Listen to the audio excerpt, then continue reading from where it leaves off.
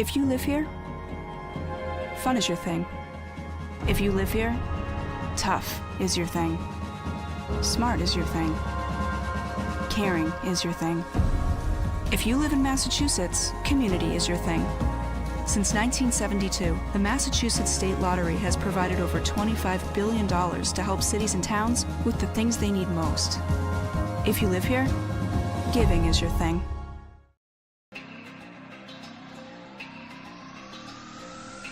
My family earns respect. My family clears bases. My family breaks records. My family wins MVPs.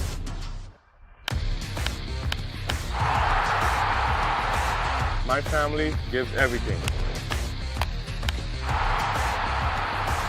My family makes history. My family wins championships. There's no family. There's no family. There's no family. There's no family like my family.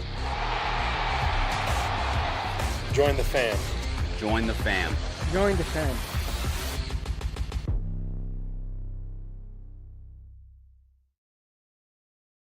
When Alaska Airlines needed a partner for the complex operations of travel, they made the switch to T-Mobile. Our 5G has Alaska Airlines and their customers covered, from major hubs to remote destinations, with 5G coverage ready now for the demands of today and the future. T-Mobile's network powers Alaska Airlines as they deliver next-level care for all customers. 5G ready now. That's how unconventional thinking is better for business. Coke Zero is now Coke Zero Sugar, with great Coke taste. Some people were excited to hear the news, some were skeptical. So we're not going to have the star of the show you're watching come out and say, "You'll love it." No special jingle written by this week's hottest pop star. No famous internet celebs who happen to be holding the label just so. Okay, maybe just one little pour shot. The only thing that will make you believe Coke Zero Sugar has great Coke taste is trying it yourself. Ice cold Coke Zero Sugar. Try one today.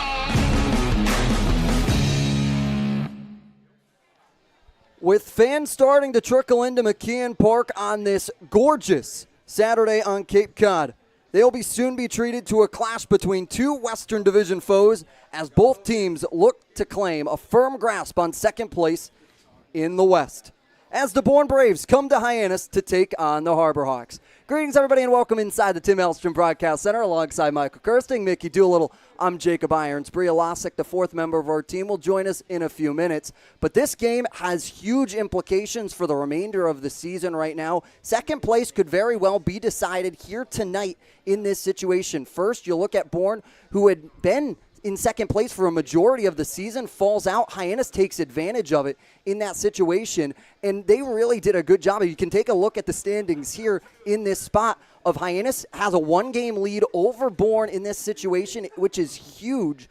But then ultimately, Bourne can get back if they get a win tonight, so it would be a bit massive. Yeah, it would create a lot of separation. They'd have a 4-point advantage. Bourne holds the tiebreaker right now via run differential, but also head-to-head records. This would even their head-to-head matchup record up, so it would make that tiebreaker just a little bit more achievable, as there you see on the standings. And it's going to be a really great matchup tonight. Two teams that have played each other extremely closely. And now making a little bit of the Chris Collinsworth slide, Michael Kirsting. Hey, welcome back, everybody. Welcome back. So how big – this game is massive, but how big is that one tonight? I think to me, it might be the biggest game of the season so far because of the momentum Hyannis rides into this. They're also catching Bourne on a little bit of a slide themselves. The way they've been playing, we saw last night putting up 15 runs against a Chatham team where they needed to be able to have a big night. They took advantage of a team that's been a bit of a slide themselves. So playing here tonight against a team that is as good as them, it's been close games all season long, taking this one tonight and giving themselves a 4-point advantage in second place is going to be huge going down the stretch this season. Huge going down the stretch indeed. And then the last time these two teams met, it was a very contentious sixth inning where Hyannis was able to get all 6 of their runs. Game would end short in that 7 innings due to fog, but Bourne, they feel like they can have that game if they just don't let up that many in the 6th. Yeah, a trio of home runs from Smith, Hainline, and York ultimately pushed Hyannis over the edge in that one. It was a fog-shortened game, so it was wiped out in the 7th inning. And Bourne, if you're Bourne, you feel like maybe you had a shot to make a comeback, but they're going to get that chance once again today to try and lengthen their lead here in the Western Conference standings. And it comes at no easy task. They're facing Zach Volker, who last time out at Wareham took a no-hitter into the 5th inning. It was probably one of, if not the best starts on the season pitching-wise for Hyannis against a Wareham team that also found themselves in a slide. They've been fortunate to catch teams when they have, and they've also been fortunate at taking advantage of those opportunities. Another big one here tonight with Volker having the hot hand coming off of his great start against Wareham. Yeah, and a man that did the job in the batter's box, Elijah Hainline, is standing by with our own Bria Losick. What's going on, Bria?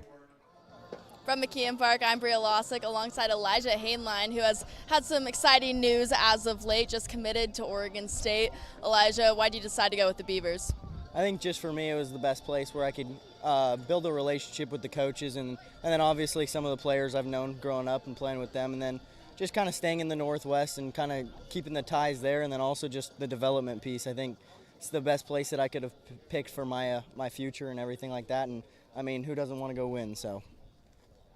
And Brody Donay also just announced that he's going to Florida. What was it like having a teammate that was going through the same process as you and being able to talk with him about it? He's actually my roommate, so I've been the one who's kind of helping him out a little bit and trying to help him navigate through the process and kind of not necessarily give him advice, but tell him kind of what to look for and what not to look for, I guess, since I've kind of been through the process myself for a little while. And, I mean, he just got in, so it's been good for him, and I'm excited for his future and everything like that. So. Your process kind of lasted a while compared to some other guys. What was the most important thing that you were looking for in a school, and, you know, what did you kind of think about when going through it? For me, it was more about the relationship piece. It wasn't about like the big fancy facilities or anything like that. It was more for the development part of it and everything like that, and then also just the relationships that you can build with the coaches and see what comes out of that, and then just what's best for development and everything like that heading into the future. All right, thank you so much, Elijah, and congratulations. Thank you. Go Hawks. We welcome you back inside the Tim Elstrom Broadcast Center in that situation. So, really talked about Elijah Hainline, very happy. Get to have that relationship with Brody Donay, and we'll touch upon that throughout the broadcast tonight.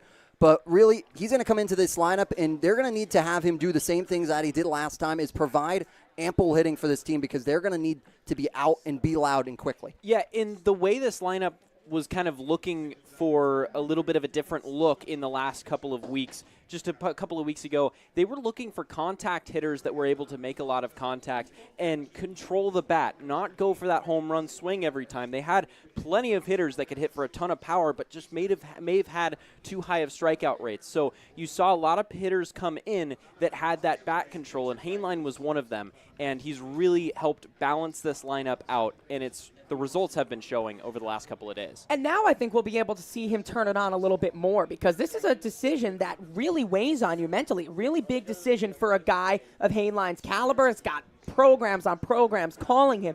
And now he can get that out of his head and really focus on the product here behind us at McKeon Park. So now that he's settled in, he's made his decision, I think it's going to be time that we really see the best. As if we haven't seen such great stuff from Hainline already, I think we're going to be seeing him really turn it on over the next few games. Yeah, over the next few games, but right now they are red hot. 6 of their last 7 they are winners of, and that one loss comes to Katuitt, which we've touched upon in this broadcast. As Mickey wants to do an ERA minus Katuitt there, but they are one of the top teams, and that's a respectable loss in how you look at it. So winners 6 of their last 7, they are hot, while on the other side, Bourne is lost 2, and they're trying to avoid a 3-game skid, which would be the first time since early in the season in the first opening weeks. Yeah, the Hawks are hot, and ultimately when you see these two kind of teams on opposite trajectories, I don't know if you can say Bourne is on a downward trajectory right now, but it feels like they kind of are, especially since Hyannis is so hot. So it's always really interesting to see two very talented teams, how they respond to adversity like Bourne will tonight. As I said earlier, it's all circumstantial. And right now, Hyannis is probably the last team you want to face after Katuitt. And Bourne, we say they're on a downward trajectory because of how well they've been doing this season. This isn't as much of a downward slide, but because of the success they've had on both sides of the ball all season, Hyannis will say, we'll take this as a challenge and say, I think we've got the upper hand tonight, as they have over the last week. They're the defending champs for a reason. Yeah. They most certainly are. But now let's take a look onto the bump tonight. It's going to be two stellar pitchers. Volker goes for Hyannis. What can you look out of Volker tonight? Yeah, Volker, he did a great job of attacking against Wareham. He didn't allow a hit. So I don't know if he's going to replicate that same success tonight. But Hyannis, if they can get 4 or 5 solid shutout innings out of him, or even of 1 or 2 run ball, they're going to be really satisfied with the result. Yeah, I mean, you could also hope for 5 innings of no hit ball from anybody, but then expect work if Volker can continue his hot stuff.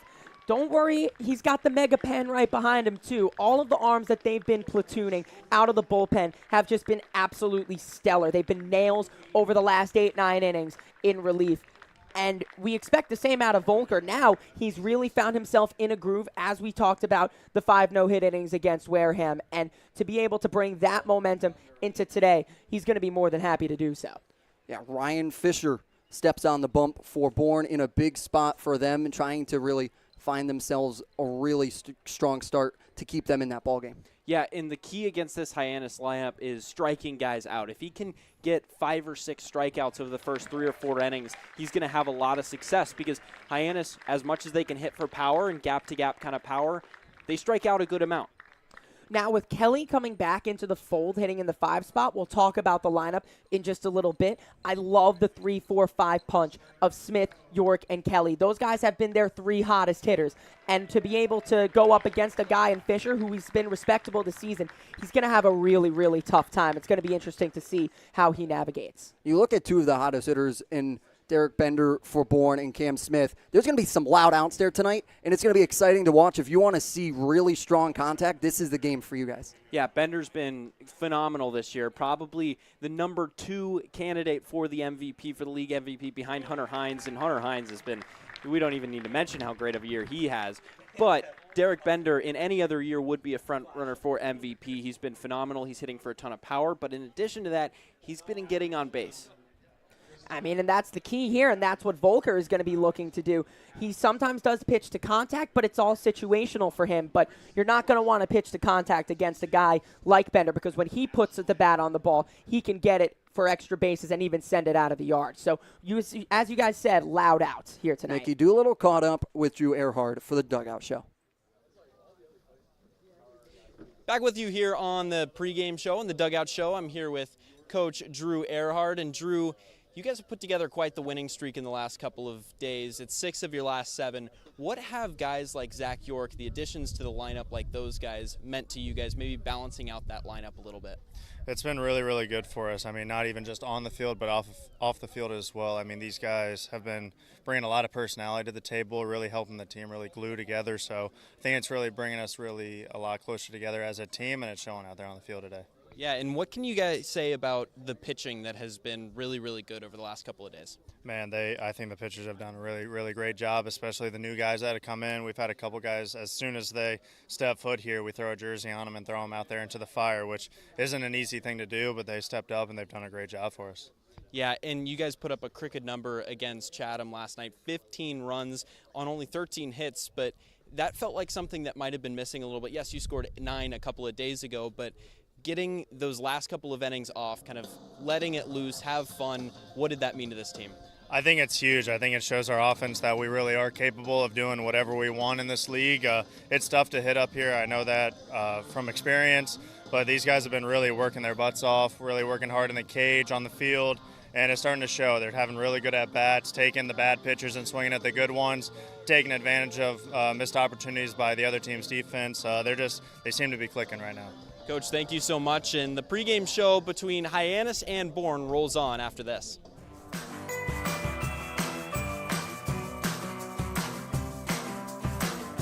A brilliant idea starts at the source. Through innovative design, we're taking steps to create a better future. Now, the pure fresh taste of Dasani comes in a redesigned bottle. Up to 30% made from plants, and as always, it's 100% recyclable. Plant bottle, designed to make a difference.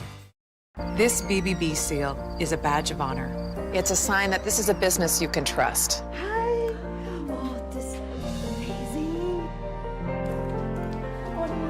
Each year, millions of people see the BBB seal on a door or a window or a website and breathe a little easier. See the seal and know you've made the right choice. Find a business you can trust. Ask BBB.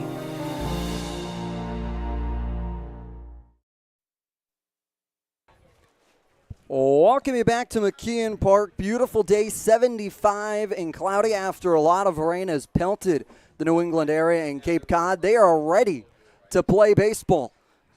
And going out to the mound to get the start today for the Harbor Hawks will be no other than Zach Volker. Yeah, it shows his season when you don't have to face Katuitt. You're more likely to put out a pretty good outing, as we talked about the no-hit innings against Wareham.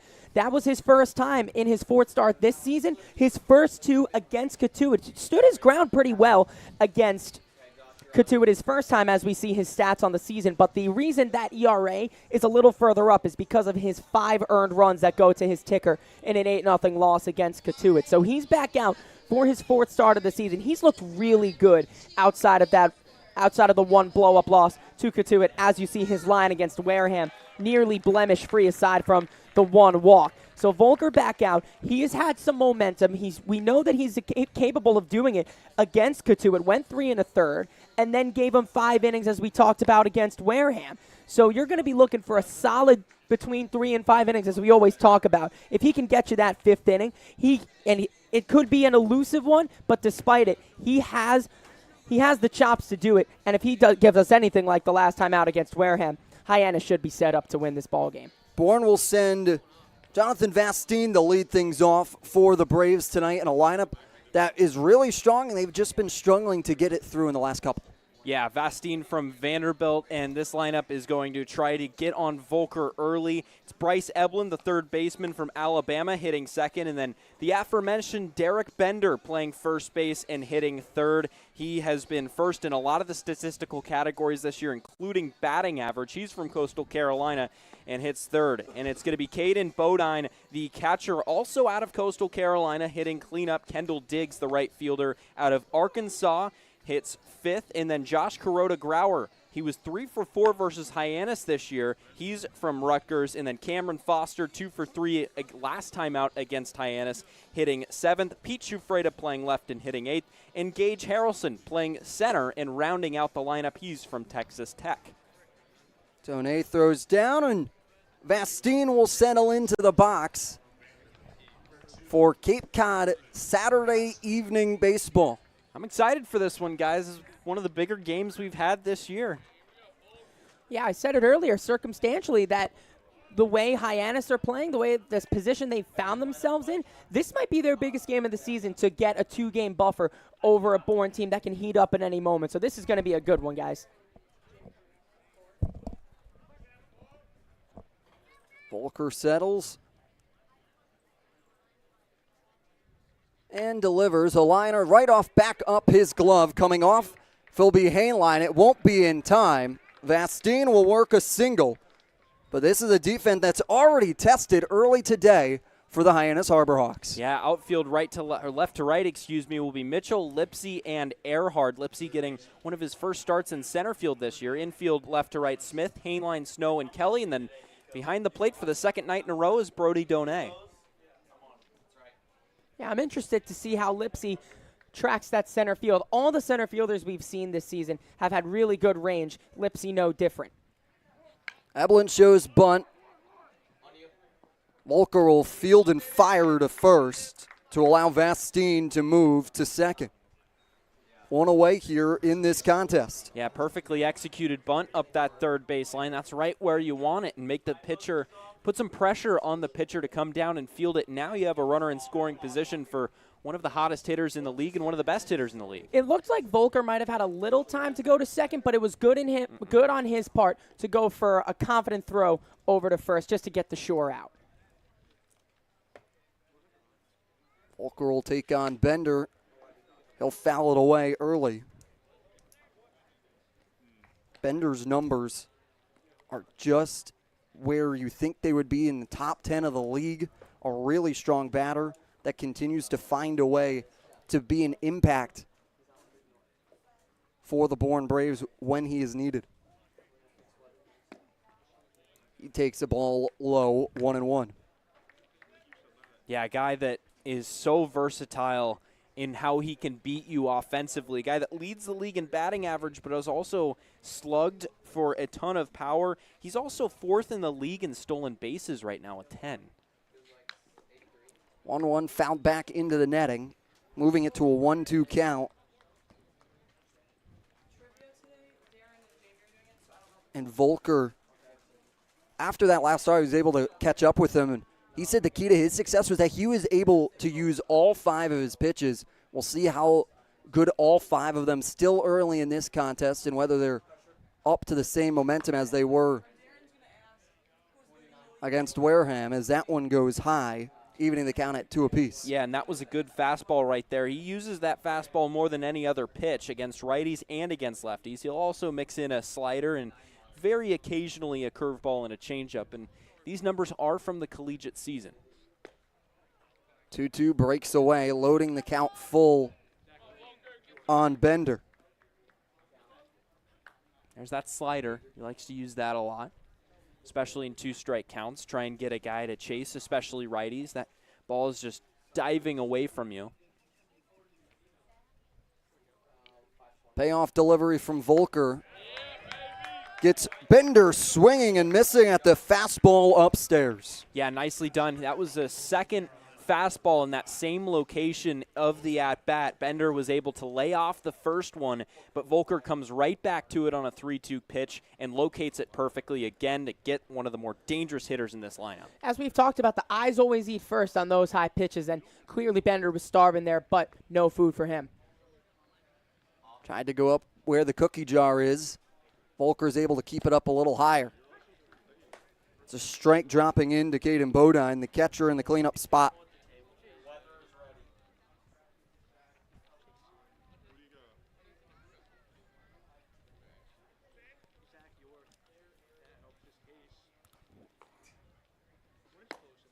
Pitch comes in for strike. Let's take a look at the current conditions here tonight at McKeon Park.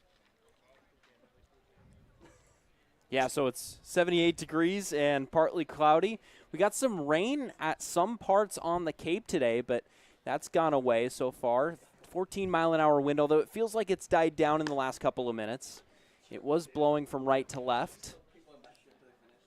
Pitch misses high on Bodine, 1-2.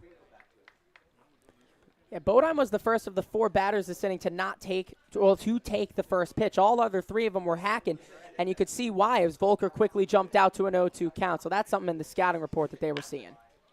1-2 pulled foul and out of play down by the electrical shed.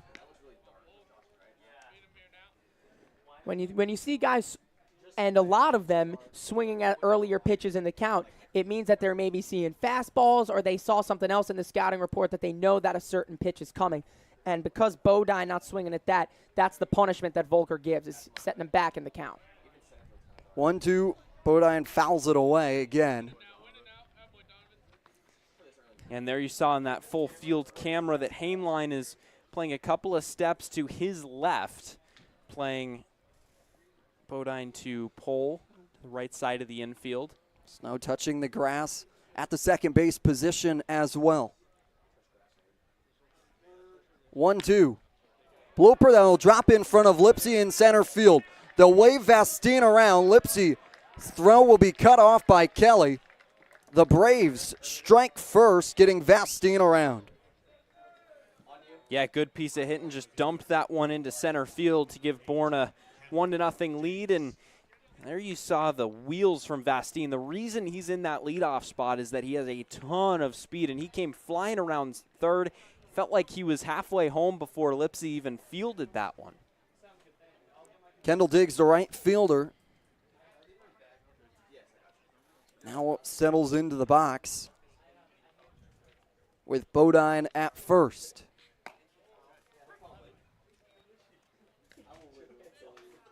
Diggs looks at a strike, batting .233 on the years for the Bravos.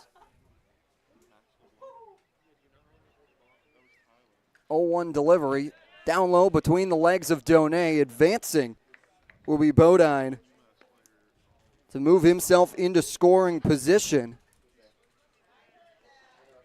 with an aggressive Diggs at the plate. Still 2 away, though. Yeah, now this becomes a lot more important. Sorry, Mick. It becomes a lot more important to be getting this out because now the runner in scoring position, you don't want to give Bourne 2 here in the top of the first. 1-1. Large swing and a miss from Diggs. Moves the count to 1-2. And we mentioned Lipsy out there in center. He's making his first start since the 3rd game of the year against Chatham out there in center. 1-2, swing and a miss. Volker is able to sit down Diggs via the strikeout. Brave strike first, though. We're going to the bottom of the first. Hyannis picking up the bats for the first time tonight when we get back. Hey, Mama, what's up? Did you switch my service from Verizon to T-Mobile? Yep. T-Mobile has the only nationwide 5G. Well, Mr. Know-It-All, let's see if you right about that. Mama. Hey, Mama, I'm working. It works at the pie shop. T-Mobile's 5G works inside and out. Hey, what you need, Mama? I'm trying to watch the game with my boys. It works in the park. Oh, okay. Mama? It works at the aquarium, in the parking garage, at the beach, in the elevator. It works in the movie theater, too. Oh, shush yourself. I'm talking to my baby. You're driving me crazy. I was just calling you to say thank you, baby. I love you. I love you too, Mama. Yes, Mama. It works in the kitchen. Tell Mama. Mama? 5G, it works in the club. Who are you in a club with? All about it. Tell Mama. We move to the bottom of the first. Bourne was able to strike first. Nick Mitchell back in the leadoff spot and continuing to be a strong leadoff man for the Harbor Hawks. Yeah, he leads things off, back in the lineup after missing a few, and then Zach Earhart will play right field and bat second. I talked about this in the pregame, the 3-4-5 punch of Smith, York, and Kelly. This is going to be where the damage is done right here. You get Smith, who can get on in any way you want, and then you get on for York, who's just so good with a professional approach at swinging at any pitch he wants to and sending it wherever he wants to. And then that brings up Austin Kelly, who's really good at getting himself productive outs, getting the ball in the air to elevate and send runners on to the next base. That brings up Elijah Hainline playing shortstop after him. Brody Donay is catching and hitting 7th today, and rounding out the bottom of the order is Eric Snow at 2nd, and Trey Lipsy, as Mickey mentioned, getting his 2nd start of the season in center. Trey Lipsy in that 9-hole is almost like a second leadoff for this team, with especially when you get into the 2nd inning and a little bit later in those when you start rotating, you're able to get Lipsy on the Mitchell on, and then you get Earhart, who has a great bat as of late. Yeah, a ton of speed, and we saw it showed off a couple of days ago in Brewster. He legged out that triple that felt like it maybe could have been an inside the home run in other worlds, but Trey Lipsy is a guy that's been getting on base a lot recently. He's been walking. He leads the league in hit by pitches right now, so he's just finding a way right now. And in addition to that, the contact is coming along with it. And that's why they've got him in that 9th spot for the 3rd game in a row. He was kind of a platoon guy just a few weeks ago, but since getting the hot hand in that game against YD, he's been very tough to replace. And now he seems to have found himself a role, and at least a bit more of a consistent one in the last week or so. He's been a part of this hot stretch for Hyannis. Ryan Fisher from New Jersey of Institute of Technology takes the bump today as Mitchell looks at a strike. He's had a strong year, comes in with a 2.40 ERA through 15 innings pitched, and 4 games he's appeared in, has started 2 of them. The 0-1 to Mitchell runs upstairs, even in the count at 1-1. But Fisher's going to have to go up against opponent offense like we just outlined. And this is why you've got one of your better guys up here against one of the better offenses currently to try and subdue them. 1-1 from Mitchell. Finds the zone on the inner part of the plate. Yeah, Fisher, a guy that predominantly features fastball, slider and changeup, but he'll only throw that slider predominantly against righties, and he'll throw the changeup against lefties. 1-2, found back. We'll do it again. Pitch sequencing has been huge for both Hyannis and for opposing teams this year because they're able to be defensive. 1-2, popped up and flown to center field. Settling under it will be Harrelson. Now let's take a look at who joins Harrelson out in the field for the Braves. We just saw him in center. We've got Chufreda, Harrelson, and Diggs from left to right in the outfield. Eblin, Vastine, Kuroda, Grauer, and Bender third to first. And Bodine puts down the signs for Ryan Fisher today, with Foster doing the designated hitting. Yeah, and this is a Bourne defense that leads the league in fielding percentage right now. Yeah, first has committed the fewest errors with 20 on the year. Earhart rips it down by the third base box of Eric Beatty. And that's why you have to take advantage of the chances that you have if you're Hyannis, because Bourne isn't going to be giving you many more. We've seen them take advantage of chances from wild pitches, from errors by other teams, but Bourne isn't going to be a team to do that. So you're going to have to manufacture your own runs today, and that's been the name of Hyannis' game this season. Breaking ball away from Zach Earhart, a right fielder, on a 1-1 count to the Cowboy.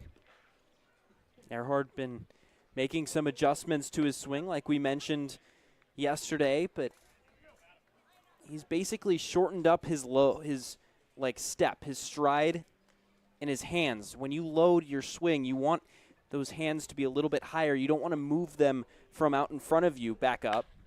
1-2 chopped to left side of the infield. Eblin is able to make the throw over in time to Bender for the second out of the bottom of the first. I'll finish that up later. Yeah. Cam Smith settles in, comes in with a .318 batting average, good for fourth within the Cape Cod Baseball League. Also on a 10-game hit streak. He fouls that one away. Up into the light poles.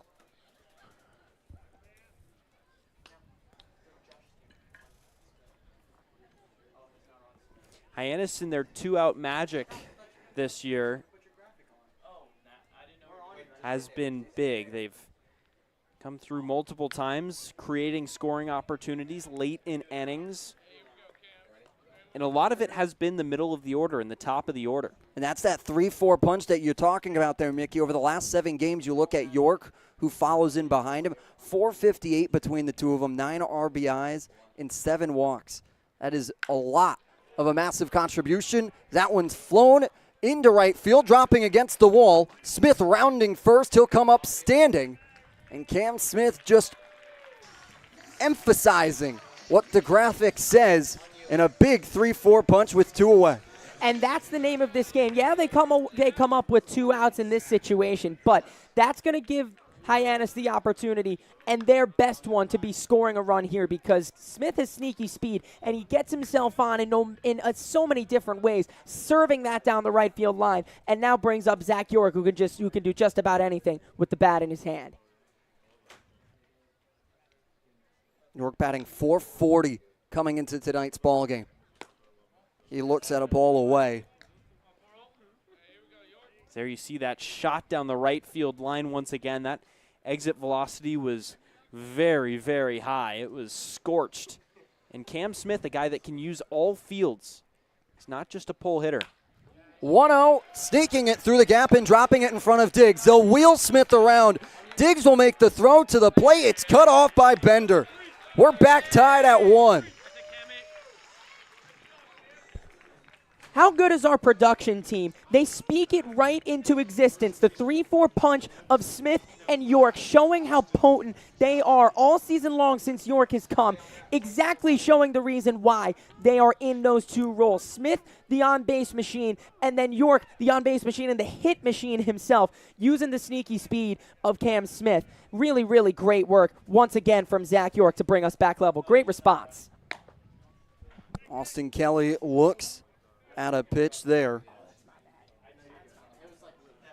And Zach York, with runners in scoring position coming in today, was batting .556. You're going to have to imagine that's going to tick up a little bit after that one is popped into foul territory. Bender will give it a look, and calling off and making a run will be Kuroda Grauer on the diagonal, making the grab. But we're back tied at 1 between Bourne and Hyannis going to the second.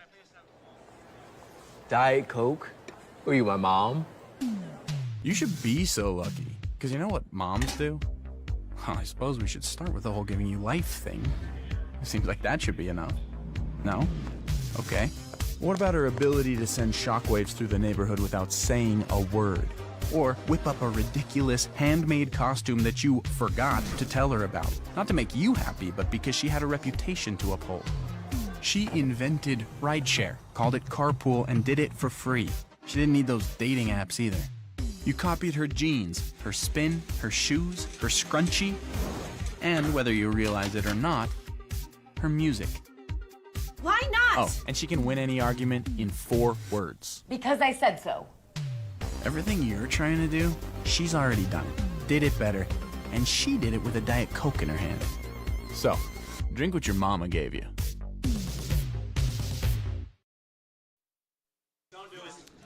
The lights at McKeon Park stay bright all season long thanks to the NAC Cape Cod. The NAC offers 2 locations, Hyannis and Orleans, both offering delicious burgers, tacos, sandwiches, and more. Visit thenaccapecod.com to order online today. The NAC Cape Cod is proud to be the Light Up the Park sponsor of the Harbor Hawks all season long.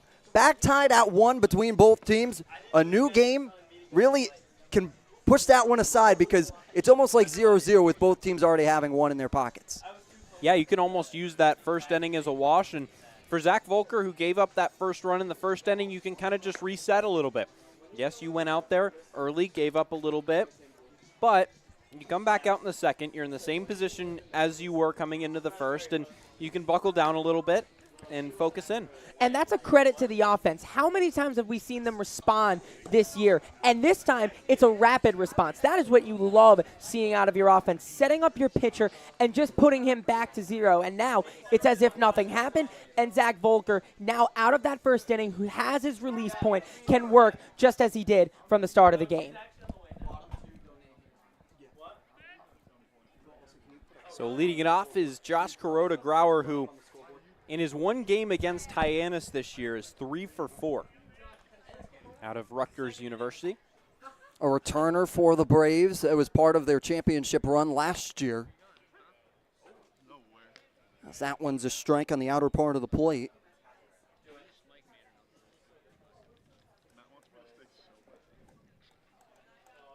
Oh, 1 delivery from Volker. He's flown to left field. Mitchell stumbling a little bit, but regains his footing to get the first out of the second. Yeah, that one went off the lower end of the bat, not even close to the barrel there. So good job jamming him from Volker, and good job by Mitchell to get there and cover a lot of ground. Cameron Foster, the designated hitter, now steps into the box.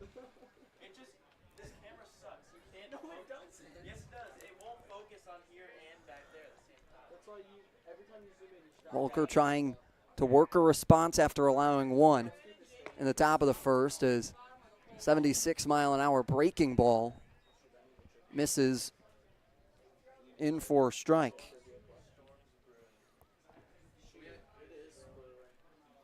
Volker from Granite Bay, California. 0-1, pulled foul just by the third base bag. I'm throwing that in every game that he starts. You love yourself, little Northern California. Get a NorCal represent, yeah. Why not? You can work it in. Light the beam. Light the beam. The 0-2, way outside, out of the reach of Donay. No one on, doesn't do any damage. Yeah, we've seen Foster in quite a few of the games that Hyannis has played against Bourne. Not to the best of avail has he fared, but he seems to hit the ball hard every time he does get the bat on it. Now it's just about putting it in between the white lines. 1-2, 93-mile-an-hour fastball upstairs. Volker retires him with the strikeout. Yeah, there's that high fastball that got Bender. Once again, he breaks it out against Foster, and man, did he fool him. That one, you're so used to fastballs having that arcing movement as a hitter. If you can put enough backspin on it, it's not necessarily going up, but it's flattening out enough that it looks like it's going up as a hitter, and that's where it makes it so dangerous. Pichu Freda taps it back over to Volker. Underhand toss to Kelly. It's a 1-2-3 inning in the top of the second. Hyannis picking up the bats for their second time. Light the beam. That chip on the shoulder, that started at a very, very young age. People's expectations are they're cool, they're fun, but mine are bigger.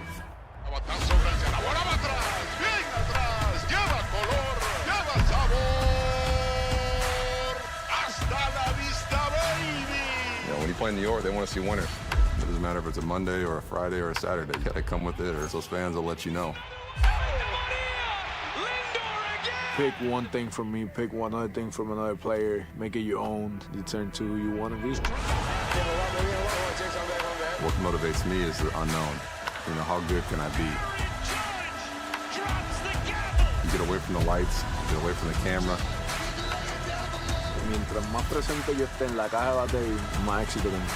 Man, how can you not keep it fun, man? This is a kid's game. If you could go back and tell 10-year-old Francisco one thing, what would it be? You're a bad mother. Welcome you back to McKeon Park here on a gorgeous Saturday with clouds looming in the distance.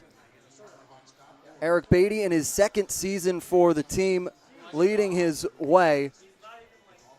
He's out there getting ready to come on out for the third base coach.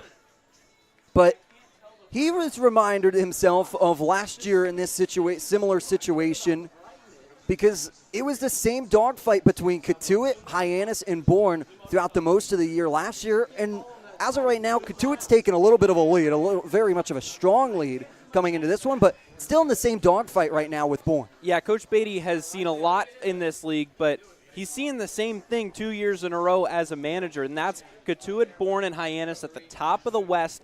And last year, it was ultimately Bourne that just edged everybody out to take the top of the West, and Katuitt ended up finishing second. But it was a really entertaining fight to the end all year long. It came down to the last couple of days of the year, and Hyannis eventually ended up getting third in the division, but beating Katuitt when it matters in the playoffs in 3 games.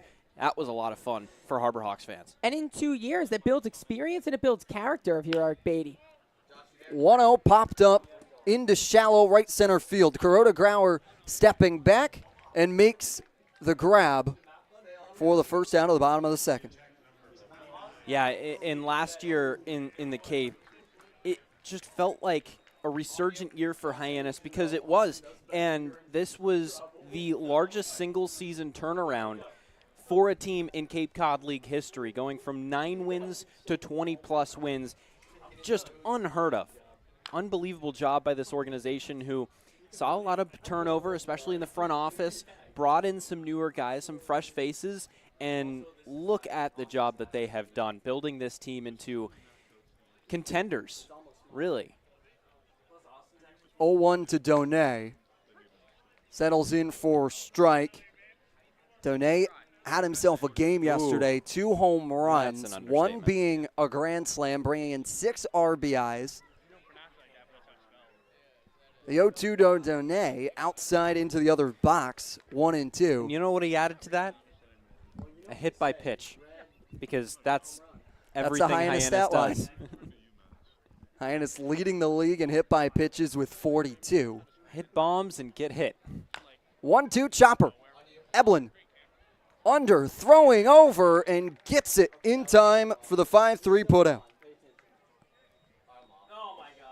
And we've seen Eblin on that ground ball and then another weak ground ball off the bat of Zach Earhart look really smooth over there. We talked about how efficient they've been in the field, leading the league with the fewest errors in the league, and having such a guy as solid as Eblin is over at third. Making that play look so easy gives the rest of your guys a lot of confidence that they can feed off of as well. Eric Snow settles in. Has only been 2 grand slams for Hyannis on the year. Eric Snow possesses the other one in companionship with Brody Donat. 1-0. When was that? Was that the Katuitt game? Mm-hmm. That was the Katuitt that was game. The 9th inning of the Katuitt game. Whoa. Late heroics. 100 years of Cape Cod League history. Perfectly on your screen right there.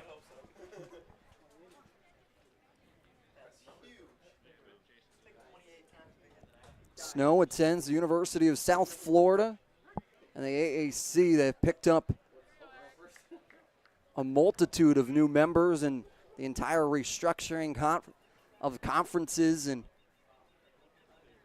college athletics. That one misses low into the dirt. Now a 2-2 count to Snow. AAC picking up Rice, UAB, UTSA, University of North Texas, as well as Snow flies that one to center field. Harrelson off to his right side and positions himself under it to make the grab. It's a 1-2-3 inning. On the other side, we move to the third, still tied at 1 apiece. Retirement strategies come in all shapes and sizes. One strategy does not fit all when it comes to reaching your retirement goals. And considering all your options may be, well, more than you want to think about. So whether you're looking to retire or already living in retirement, you need a strategy tailor-made for you. Fairway Financial can create a personal retirement strategy just for you, designed to take care of you and your loved ones. Call us today at 508-398-3337. Your future begins at Dean College. Make a difference. Leave your mark. Break the mold. Be a leader. Achieve unimagined heights. Believe in yourself. Make lifelong friends. This is your time. Your place. Your home. Your Dean. It all starts here at Dean College.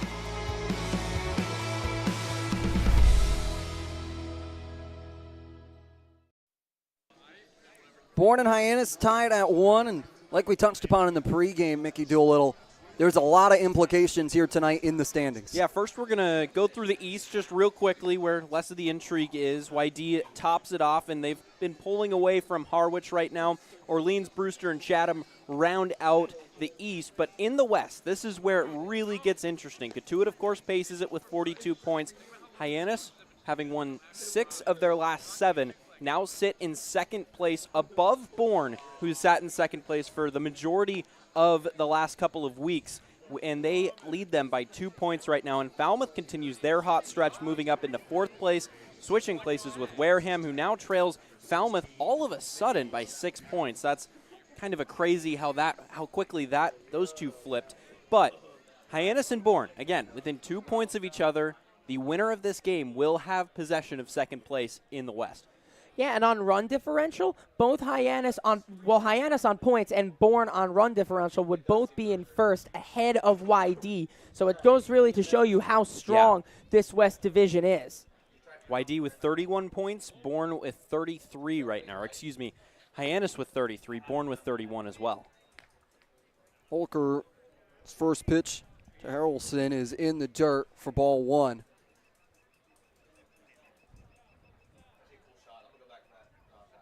I wonder if those, you know the charts where it shows like wins, and it's just a climbing chart of how many wins you have by day? Yes. I love those. I wish there was one for the Cape Cod Baseball League. I'm sure there is somewhere. Hey, next baseball ops project right there. I'm going to find it for you guys. I'm going to make it myself. There we go. 2-0 paints the inside part of the plate at a 74-mile-an-hour breaking ball. Just being able to see Falmouth and Wareham, those two have been fascinating this year, especially with how far ahead Falmouth is now of Wareham and how Wareham's kind of plateaued out just a little bit on that theoretical chart. And 91-mile-an-hour fastball off the plate to move the count to 3-1 on Harrelson, the 9-hole hitter, before it goes back to Vastine and Ebelin.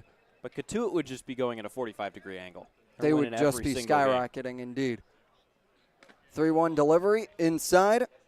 Harrelson will work a walk to load the leadoff man aboard. Yeah, Catuit has won 7 in a row right now to pace the West by 9 points. And should they win and Hyannis lose tonight, that'll get to double digits.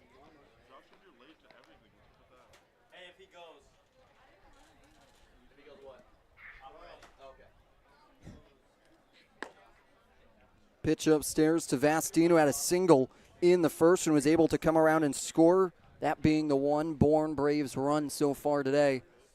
And so far, the only hard-hit ball that Volker has given up was not to Vastine. That was an infield single. It was that RBI single to Bodine.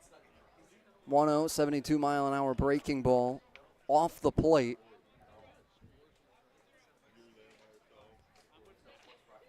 Falling behind in the count, 2-0. Baseball's a great sport because no matter how much you can make your pitches, no matter how much soft contact you induce, you can still get beat. Pitch away, 3-0. Volker takes off his hat to recompose himself. For now 4 straight balls by the Hawkeye. 3-0 delivery. 86-mile-an-hour pitch in for strike. Yeah, good job catching the outer third of the plate there. That's a good 3-0 pitch. Even if he has the green light, there's not much he can do with that. 3-1, runner goes. Breaking ball upstairs, it won't matter. Vastine will work a walk. Harrelson off over to second. And now you got the middle of the order two up, so you really got to buckle down here if you're Volker with Eblin, Bender, and Bodine due up. But a ground ball here gives you 2 outs, and that puts you 1 pitch away. Yeah, this is a good chat to have by Brody Donay here because you've walked the first 2 batters, and as you just said, Mick, this is bringing up a really dangerous part in the order with Eblin and then Bender and Bodine both working on deck. So, I mean, just getting 1 out here would be big, but to be able to pitch to contact, which could be dangerous against this Bourne lineup, if he can get a ground ball, that'd be massive. Snow's going to shift off and over with Hainline going to be the defender keeping Harrelson closer to second, shifting that way as well. Popped up into foul territory. Smith will give chase, called off by his own dugout. That one goes into the bushes. That would have worked. That would have worked perfectly, but just sliced out of play. And Cam Smith, how great has he been, especially defensively? His hands are really, really good at the hot corner. He's been able to field some really tricky ground balls this year. Yeah, this league is so offensive that it almost seems like defense goes under the radar sometimes, but there's just, you can't help but commend Cam Smith for the work that he's done at third base along with his work in the dish. 0-1, fastball at 90 miles an hour. An extremely hard worker in Cam Smith, a guy that is just happy to be in the lineup every day. He's a guy that, yes, he's one of the most dangerous hitters in the league, but he just kind of comes across as a normal guy that's trying to play some baseball, and a guy that's always extremely humble. 0-2 from Volker in the dirt below the knees on Eblin. Dan Johnson, team president of the Hyannis Athletic Association, his host father, says that's what he loves about him most is understanding that he's playing a child's game at the highest level, and he's able to let the game stay on the field and doesn't bring it back with him to the house at times. 1-2 upstairs at 92 miles an hour, even in the count at 2 apiece. I know I asked you this every time, but what was his ice cream flavor again that he gets? Oh, a coconut vanilla? Coconut vanilla. All right. Is that it? That's his favorite ice cream flavor, right? As far as we've been told up here in the broadcast booth, that's what he gets with Dan Johnson on their twice-a-week ice cream date. Volker will step off. Retreating back to second will be Harrelson. And how great is that from Dan Johnson, team president, too, to be able to do that with his own players, breed a little bit of culture, and give a little bit of human side to let these guys know that this is, you guys are playing baseball here, but you guys have lives up here. Why not have a little bit of fun with it and enjoy the time up here as well? 2-2, slow chopper to Volker. He'll look off third and second, just going to be in time to get Eblin at first. 1 retired, now Harrelson to third, Vastine to second, 1 retired. Yeah, a very strange play there. Volker kind of got a slow chopper back up the middle. That's a tough play. You have to be really, really decisive if you're a pitcher, and that one moment of hesitation cost him a chance at a double play, but he still, give him credit, he still got that 1 out, and now Derek Bender stands in. With 2 in scoring position.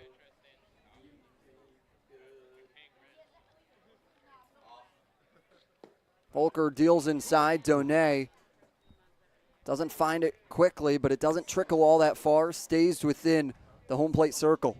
It almost looks like Donay got a little bit crossed up there. He was not expecting a ball down in the dirt. Maybe he was expecting a fastball that would stay a little flatter instead of dive downward, but he was a little bit late to react to that one.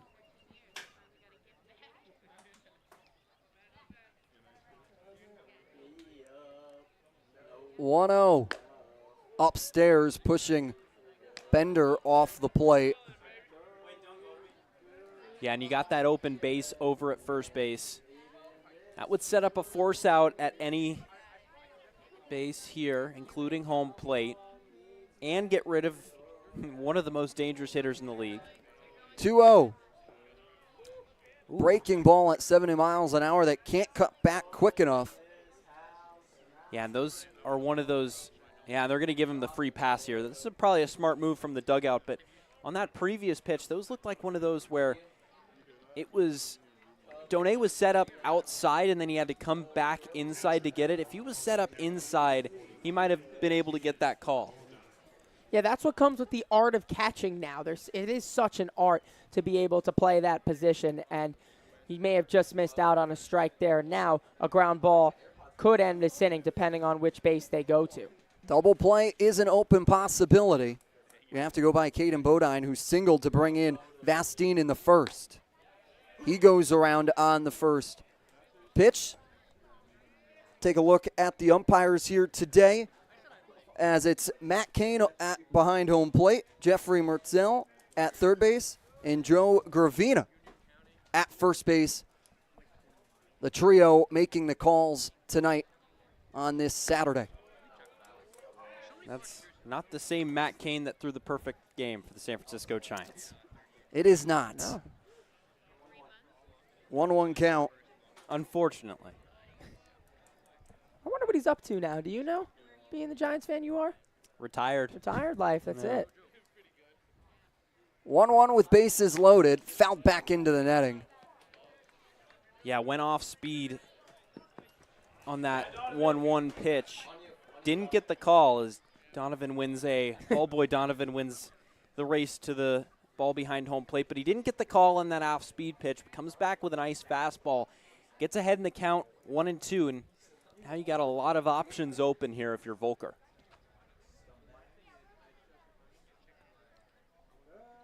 (1-2) from Volker. 77-mile-an-hour slider.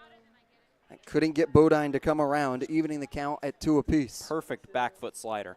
Yeah, I was going to say that's such a good layoff from Bodine because that's so tough on lefties because it just disappears to that back foot. Have to be really disciplined at the plate to leave that alone.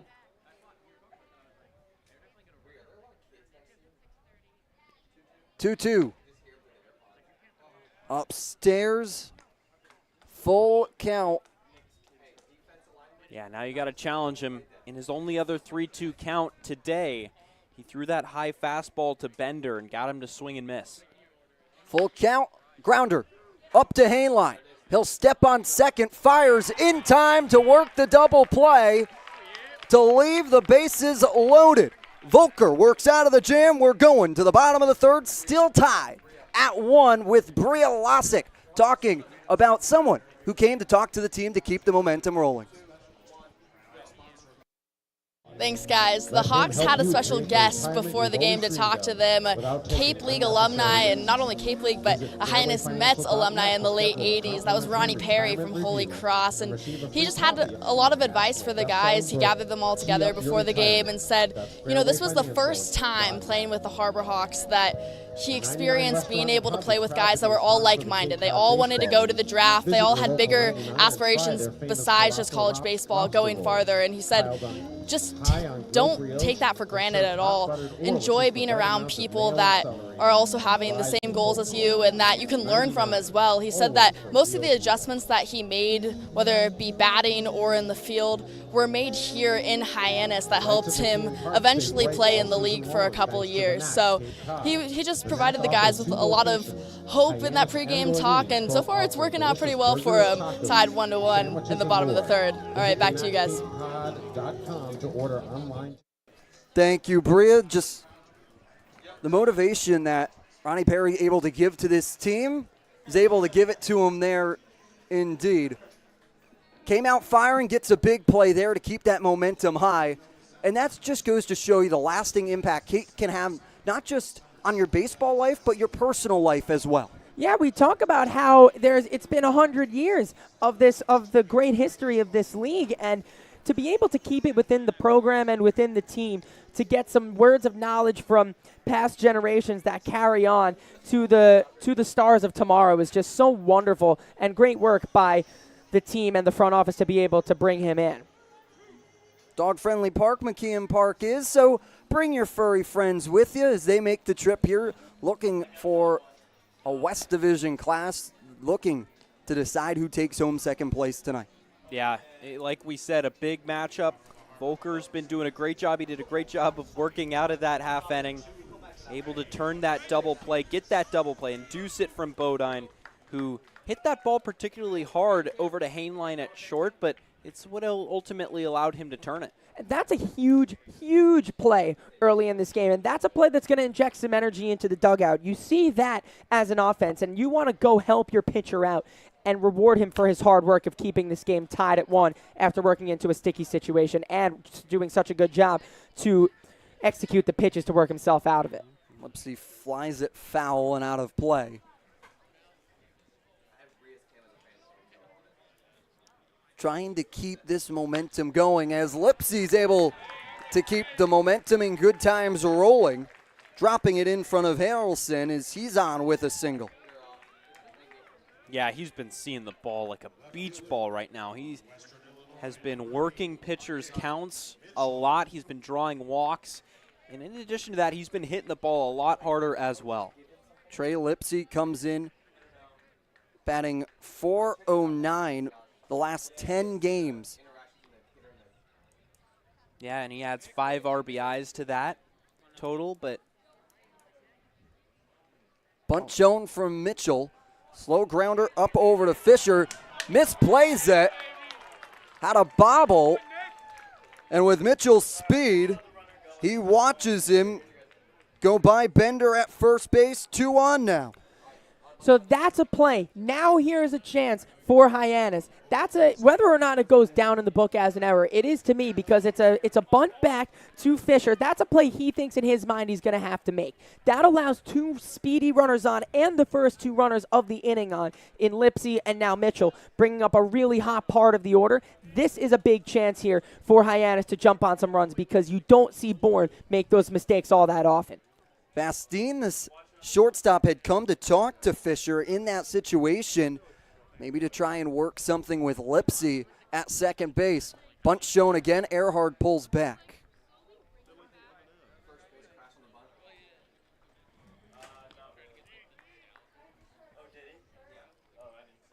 Bender stands firm onto the grass, 3 steps in. Eblin playing on the lining. Officially ruled an error on that play, on that bunt by Mitchell. 1-0, bunt shown down the third base side, took a nasty hop. Eblin fields and fires. It's going to be in time, but it's going to do the job. It's going to move Lipsy to third and Mitchell to second on the bunt. And on that play, the first baseman, Derek Bender, was crashing down on it, on the last 2 actually, and that would have allowed them perhaps to get a play at third, but it was so well placed by Earhart to get both runners over, and now second and third with Hyannis' best hitter up to the plate. And again, talk about the lineup structure. Lipsy knows how important it is to get himself on in the leadoff role for this exact spot. Cam Smith lined it back into the glove of Fisher. Lipsy in a little bit of a rundown at third base. Now Bodine will apply the tag, but allowing the advancement of Mitchell to third. Smith stands firm at first base. Lipsy just caught leaning a little too much. Yeah, that was a bit too aggressive there from Lipsy as they got hung up in between the base paths. Got a freeze on those hard ground balls, and ultimately a good job by Bourne's defense to get him hung up. but very tough. You can't fault Yeah. Lipsy there because that's a hot shot, and his reaction is to go straight home, and a really nice snare to the credit of Fisher as well. And that's a big out to get that second out there. Now 2 retired for Zach York. Pitch upstairs, a bump for the lettering on the Grand Canyon Antelope, who were able to bring in Cam Smith in the first in response.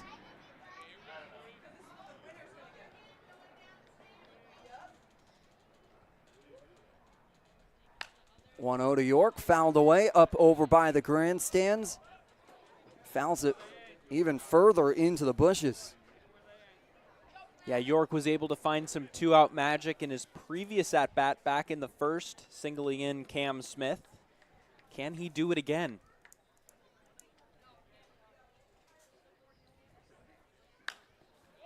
Popped it up to second base. Calling it off will be Vastine, who makes the grab. As Mitchell's stranded at third base, and Hyannis leaves 2 on. We're going to the fourth, still tied at 1.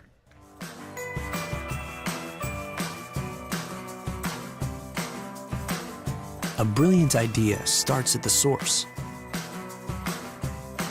Through innovative design, we're taking steps to create a better future.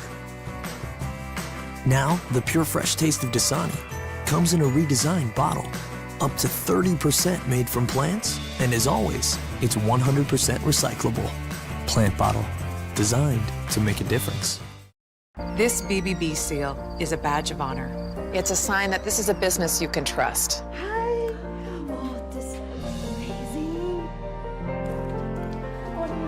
Each year, millions of people see the BBB seal on a door or a window or a website and breathe a little easier. See the seal and know you've made the right choice.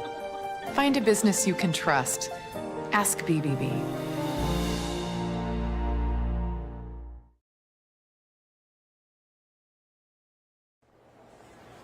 Diet Coke? Who are you, my mom?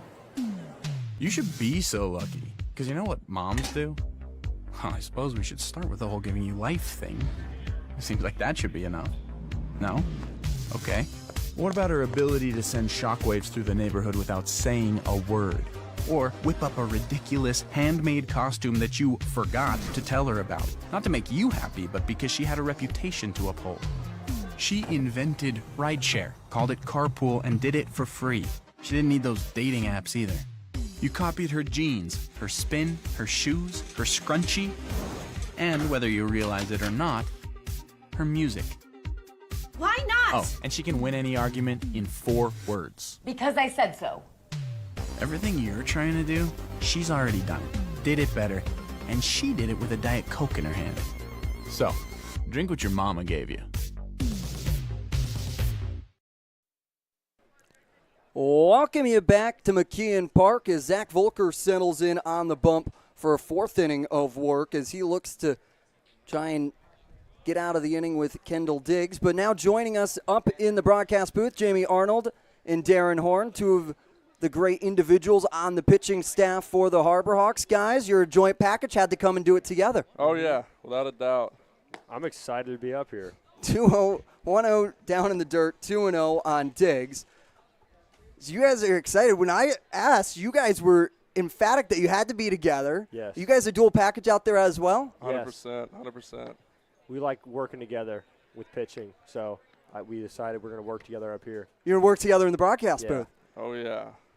On the 3-0, Volker misses low on Kendall Diggs in this spot. And, guys, when you look at these situations as pitchers, what are you doing in a day that you're not scheduled to pitch? Mine is coming up as Volker is able to paint the black and get a strike. So today I threw a bullpen. Okay. Because I have a appearance on Monday to be ready for. All right. So today I had my bullpen to prepare for that. And just, it depends on what day you throw and what days you have to throw. You do have certain things to do. Diggs works a walk to get the leadoff guy in the top of the 4th on for the Braves. As we'll get ready for trivia here, guys. We promised we would test you. Oh, yeah. And let's see the trivia here as well. Which of these players led the Hyannis Harbor Hawks in batting average during the 2018 playoffs? I'm going to just go with Matthew Barefoot. Matthew Barefoot. 0-0 pitch popped up into foul territory, goes off over into the trees on Kuroda Grauer. Can we see those ones back again? Thank you, Grant McNew. I'm going to go with Todd Lott. Todd Lott. Pedro Pages seems very intriguing for me, as that one's flown to center field. Lipsy positions himself under it, close to the track to make the grab. First out, with Diggs not moving a muscle at first. Those seem like fake names. All right, so let's see. They're all fake, and Grant McNew will probably get it. Oh, it was the one. It was the one that most looked like a name, rather than one that Grant McNew was making up back there pregame. You Barefoot. 0-0 pitch to Foster is in for a strike at 72 miles an hour on the breaking ball. And what is that experience like when you get to see a starter and get to live up to what he's been working on? You get to see him day in and day out in the bullpen working with your pitching staff. Oh, yeah, he's great. He's been fell back. Yeah, he's great. I've been here for 2 weeks, and to get to see some of the stuff he's been able to do it's been great. He's older, so I like to just listen to everything he's learned because, he's wise. He's wise. Yes. As that one is checked back before a pitch can be thrown to Foster. Arnold, young guy on the team going into your sophomore year at Florida State. A little bit of Weiser, a Volker guy that is round 2 here for Hyannis. Exactly. It's the 0-2, swing and a miss on the breaking ball from Zach Volker to get the second out in the top of the 4th. Great pitch. Slider, yes, I think. Yeah, it looked like a slider down and away. Good to know that you guys can chart pitches as well. Oh, yeah. You do that at college sometimes. You have to chart pitches. So. Do you get caught slacking sometimes on charting pitches? Yeah. Sometimes. I couldn't do it after a certain point in the season 'cause I kept putting a pitcher instead of first base on like 4 threes. I would put 4-1. Well,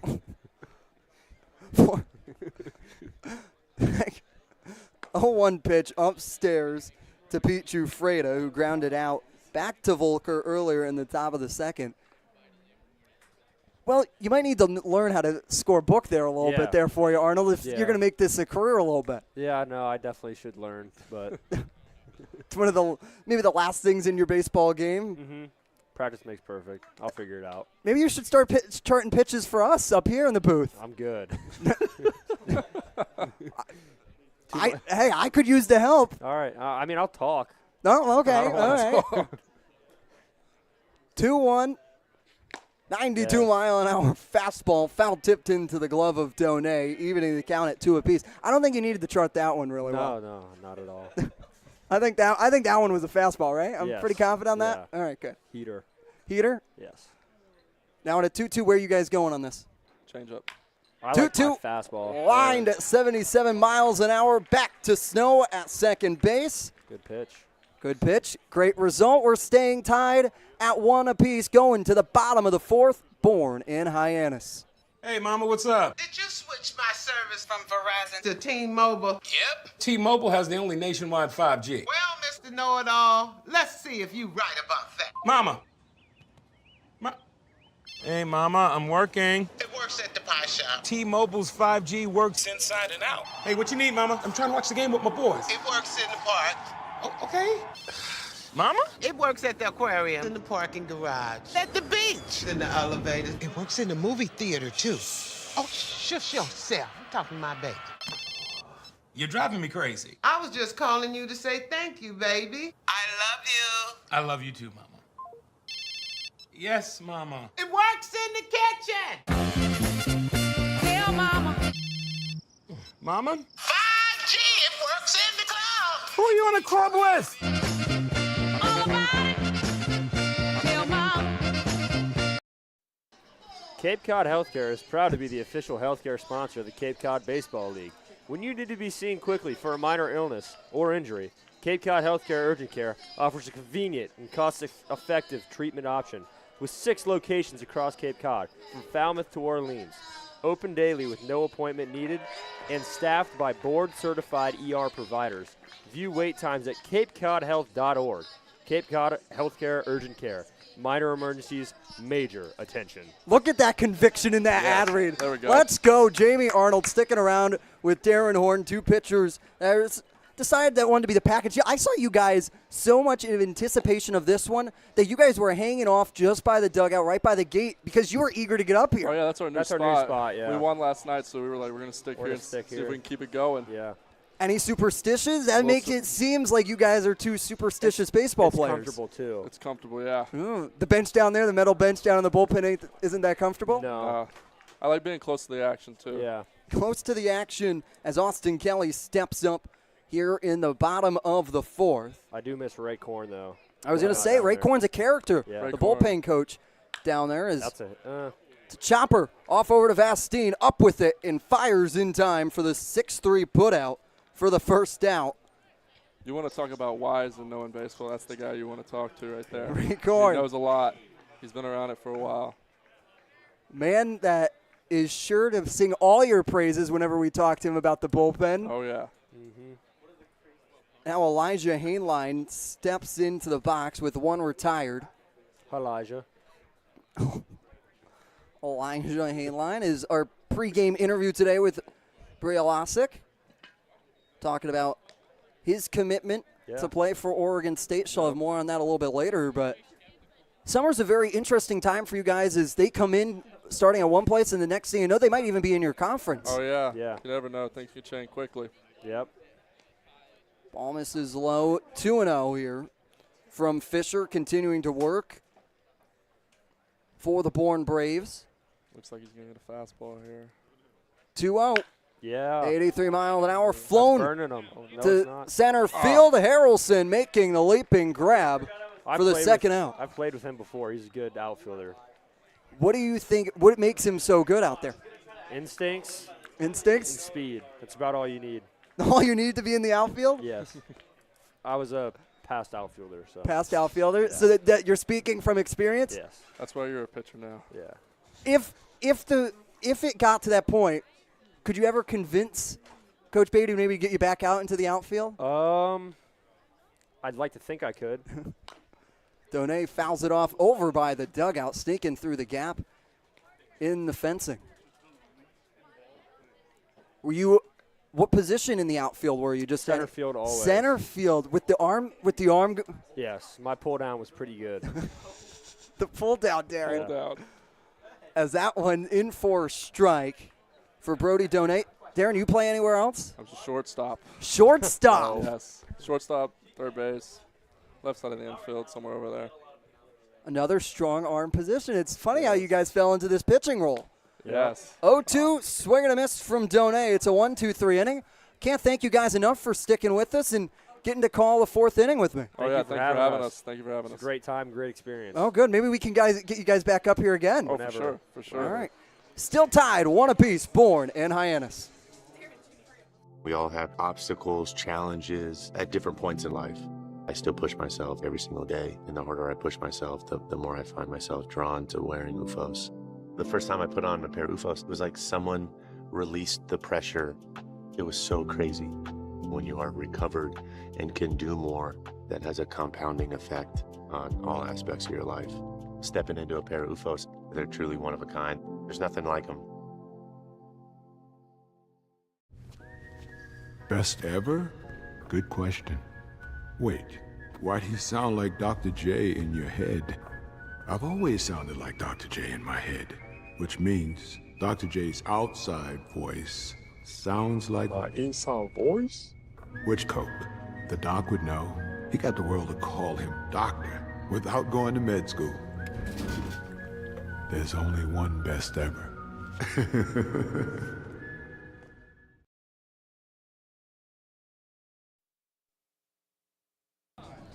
Cross Sibley comes out of the bullpen in relief of Zach Volker, whose night closes. Sibley out of Southern Mississippi continues to try and be a stellar outing Yeah, Cross Sibley has been phenomenal as of late. 3.27 ERAs there you see on the screen, but he was absolutely dominant in his outing against Brewster at Brewster just a couple of days ago, going 2 innings, giving up 1 hit. A guy that, if you remove the Katuitt games, again, ERA minus Katuitt, he's only allowed 1 earned run this year, and that was at Wareham in a 2-inning outing. He's been the part of the crux of this really, really dominant bullpen for Hyannis this year, and time to see if he can make his teammates Darren Horn and Jamie Arnold proud. Shame that he wasn't on an inning earlier. They could have broken him down a little bit, but we've been so in awe of Cross, especially as you mentioned, Mickey, that 2-inning outing against Brewster was when he really, really showed his colors. And to be able to, all of those pitchers against Brewster, to be able to come in and flex that muscle again, and the same for Volker after his strong outing against Wareham, gives you all the momentum possible. Trying to continue on that momentum, and especially how large of a game this is here tonight. As pretty even split right now. 1 error on the board for Bourne, but 3 hits to the Harbor Hawks, 1 run. Pitch outside to Harrelson. Harrelson walked back in the 3rd inning.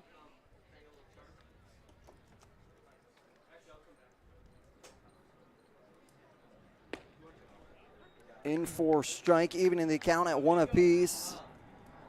To the Texas Tech Harrelson, with Cape Cod Gateway Airport just a couple miles away. There's the Harbor Hawk nest up on the top of one of the light stanchions.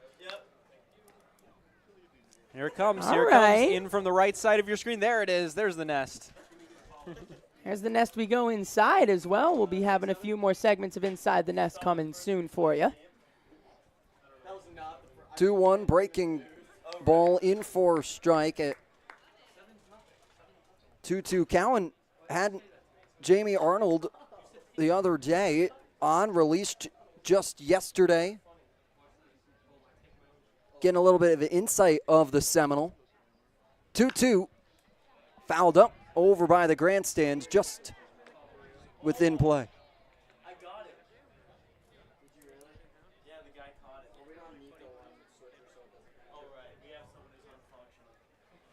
Yeah, and here in a 2-2 count, Sibley, lefty on lefty, has the advantage. Harrelson popped out into shallow left field, and ranging into foul territory is Mitchell to make the grab. Yeah, it was a great catch by Mitchell, who covered a ton of ground to get over to the left field line. And that's something that he brings to the table, a ton of speed, a ton of range. And playing in that outfield allows him to show that off. Speed that came in big against YD to walk it off. Vastine will be able to sneak it through the gap between Snow and Kelly on the right side of the infield. He's on for his 3rd time today. Already his 2nd single. Yeah, good piece of hitting, bat control all the way right there, able to find a hole in the defense, and now against Bryce Eblin, as there you see it on the outer third of the plate. That's a lot of power to be able to pull that one fairly hard out to right field, but there you see that hole on the right side of the infield right now with Kelly holding on the runner. 4 pitch is thrown to Eblin. Sibley will check back Vastine. Yeah, Volker's line is now closed. 4 strong innings, just 1 run on 2 hits. He walked 3 as well as struck out 4. Again, a really nice outing from Zach Volker. 0-0 pitch upstairs. Moving the count to 1-0 against Eblin. And we'll see if they put Vastine in motion here. A guy that has a ton of speed. He showed it off back in the 1st inning, rounding 3rd and scoring on a base hit. That one popped up over press box here at McKeon Park. Yeah, Cross does have a very good move back to first, and it's always tougher when you have a lefty. They face first, and they can disguise a move very well. Cross doing it up among the best. Sibley, a lefty that's even more hard on lefties because of his arm slot. Popped up to the left side of the infield. Smith on the infield grass makes the play to retire the second out.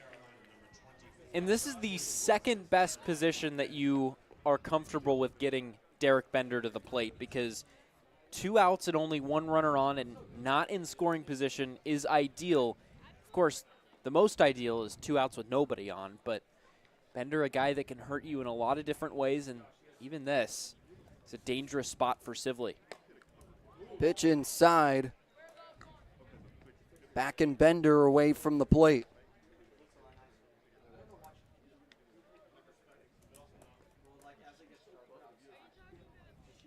Guy that leads the league in H-WAR right now.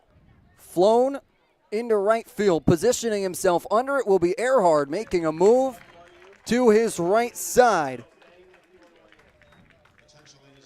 We move to the bottom of the 5th, still tied at 1 between Bourne and Hyannis.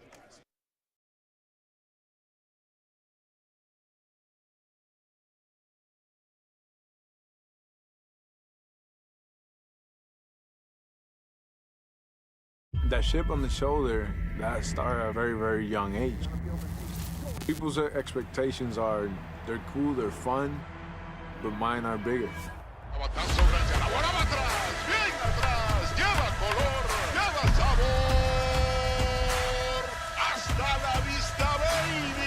When you play in New York, they want to see winners.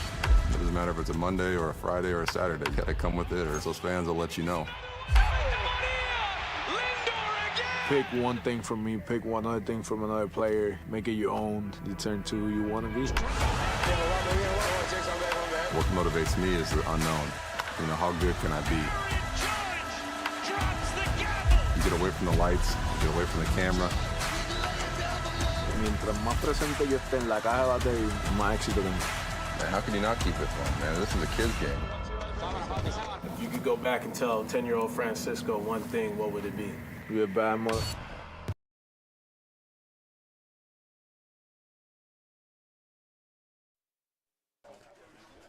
Still a tie ball game between Bourne and Hyannis. Both teams were able to respond in the first, but since then have remained scoreless. Yeah, this has been the game that we've been thinking. We weren't going to think that it was going to be a big blow-up game. This is going to be more of a chess match, and to see who makes the mistakes first and who is the one who shows their hand before the other team. It's been a great game so far, just about halfway through here. Ryan Fisher comes out for another inning of work here. Yeah, he's been really, really good since that first inning, keeping traffic off the bases. He allowed those 2 hits with 2 outs in the first, but since then, really just has shut down Hyannis. Only 1 hit in the last 3 innings. And now comes the bottom of the order for Hyannis. But again, for the Harbor Hawks, it might be the bottom of the order, but they've gotten a ton of production out of these guys all year long. That's something that they pride themselves on, 1 through 9. 0-1 misses away, 1-1, and that is what makes Hyannis so potent over these last 7 games, is that 1 through 9 is contributing. Everyone in the lineup is doing their job. Yeah, and it was earlier in the season that the bottom of the lineup was the one who was really getting it done, picking up for the slack that the top of the lineup gave. And now, over these last few games, it's been all 9 that have been contributing. 2-1, dropping in front of Harrelson in center field. Back Snow to first base for a single. It's a great piece of hitting. Hey, it's almost like we watch this team every day. This is going to come right on the outer third of the plate, maybe right down the middle, and Snow did not miss it. He was sitting fastball all the way and was able to take that one right back up the middle. Good piece of hitting there. Was able to get extended on it. And that'll bring up Lipsy, who has a single himself today. Let's see, flown into right field. Diggs will call off the chasing Harrelson for the first out of the bottom of the 5th. It looks like Diggs got a late jump on that one. He was kind of positioned off the bat. He didn't really move. Typically, you know, in versus out, they tell you to freeze on a fly ball. Like if you don't know where it is, maybe your first step is back, but just make sure you get a good read on it. Don't come in, then out. But left to right, it's normally pretty easy to read, so you have to wonder if the sky has begun to play a factor here tonight. It's pretty overcast right now. And you see that the center fielder could take those balls if the corner outfielders don't see it. So that could have caused a little bit of traffic there and a little bit of scarceness there if Diggs didn't take back control, and he took control of the situation very well. 1-0 to come to Mitchell. Misses away 2-0 at 89 miles an hour. And other teams, you see that ball drop because of the lack of communication, and that's where you see Bourne just rise to the top and separate themselves from everybody else in the defensive ranks. Yeah, they're one of the best defensive teams in the league, if not the best. 980 fielding percentage, only 20 errors so far on the year in 29 games. That's first in the league. 2-1 to come to Mitchell. Pitch misses away, 3-1. They have committed a rare error today, though. Can't always bank on that. Nope. For this Bourne Braves team that is extremely stellar defensively. And then they come back and make sure that error does not go punished. They make sure to keep it clean from there on out. So even when they do make the errors, they're such a professional team that when the rare occurrence happens, they make sure that it does not get scratched across. And it feels like every time baseball gets into the postseason or gets down the stretch run, the thing that hurts teams the most is defense. Yes, it might be pitching occasionally. Yes, it might be hitting occasionally. But poor defense is what comes back to bite teams. And it's really, if you can have the greatest pitching in the world, but if you don't have a great defense behind it, they're going to struggle a little bit. Yeah, it's really what separates the men from the boys. Absolutely. Pitch in for a strike at 87 miles an hour. With a full count.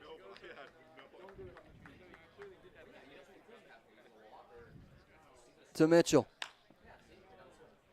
Flown to center field. Harrelson calls off Trufreda for the second out of the bottom of the 5th. Yeah, I can't relax, though, here as Zach Earhart coming to the plate. Zach Earhart, who was grounded out both times today. We've touched upon it. Anyone in this Hyannis lineup can get going at any given moment and provide necessary hitting. Actually laid down a perfectly placed sac bunt in his last at-bat. That one was perfectly placed down the left field line, down the third base line. And Eblin, he forced Eblin to make a really good play on it. That's, again, this Harbor Hawks team's MO. Put pressure on the defense, put pressure on your opponent, make them play perfect.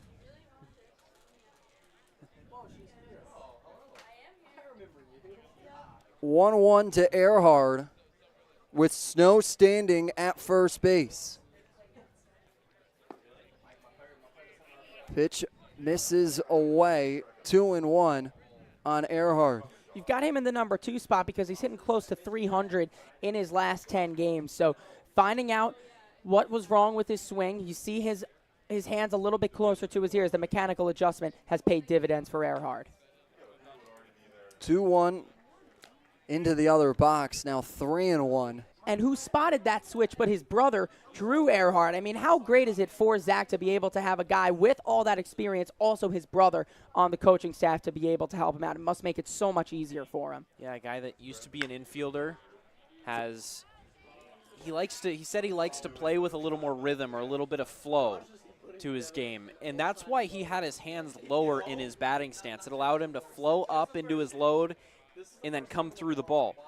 But the problem with that is he wasn't loading fast enough. So instead, he has them further up. He kind of tightened and tensed his stance up a little bit more. But the upside of that is that he's quicker. Runner goes, lined up the middle. Vastine is there, makes the throw in time for the stretching Bender. Eric Snow left on base. We're going to the 6th inning, tied at 1.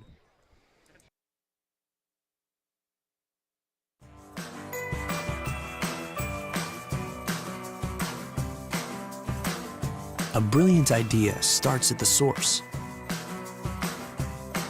Through innovative design, we're taking steps to create a better future. Now, the pure fresh taste of Dasani comes in a redesigned bottle, up to 30% made from plants, and as always, it's 100% recyclable. Plant bottle, designed to make a difference. This BBB seal is a badge of honor. It's a sign that this is a business you can trust.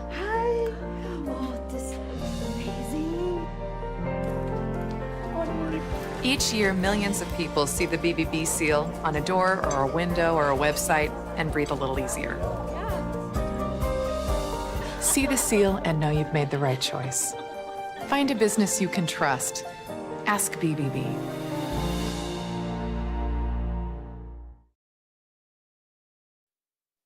Hey, Harbor Fox fans, did you know that Nat Cape Cod is the official Light Up the Park sponsor of the Hyannis Harbor Hawks all season long?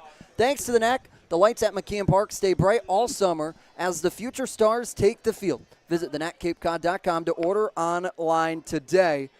1-1 through 5 innings. Very even matchup here between tonight.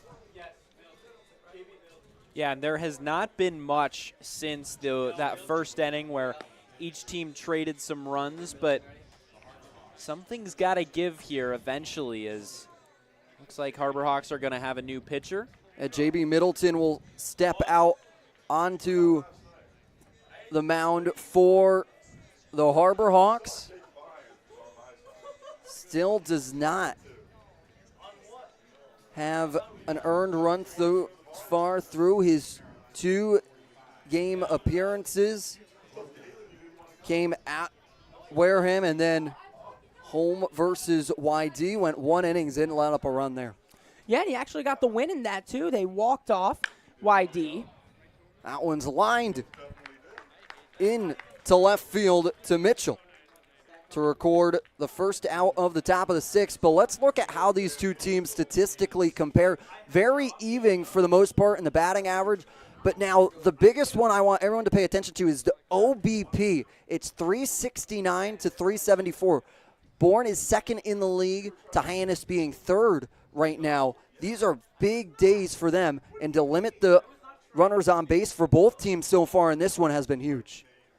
And it speaks to their last 10 games as well. Hyannis, talking now about the batting average, which will translate directly into the on-base percentage. The team is hitting 316, way above 300 as a team over their last 10 games to go along.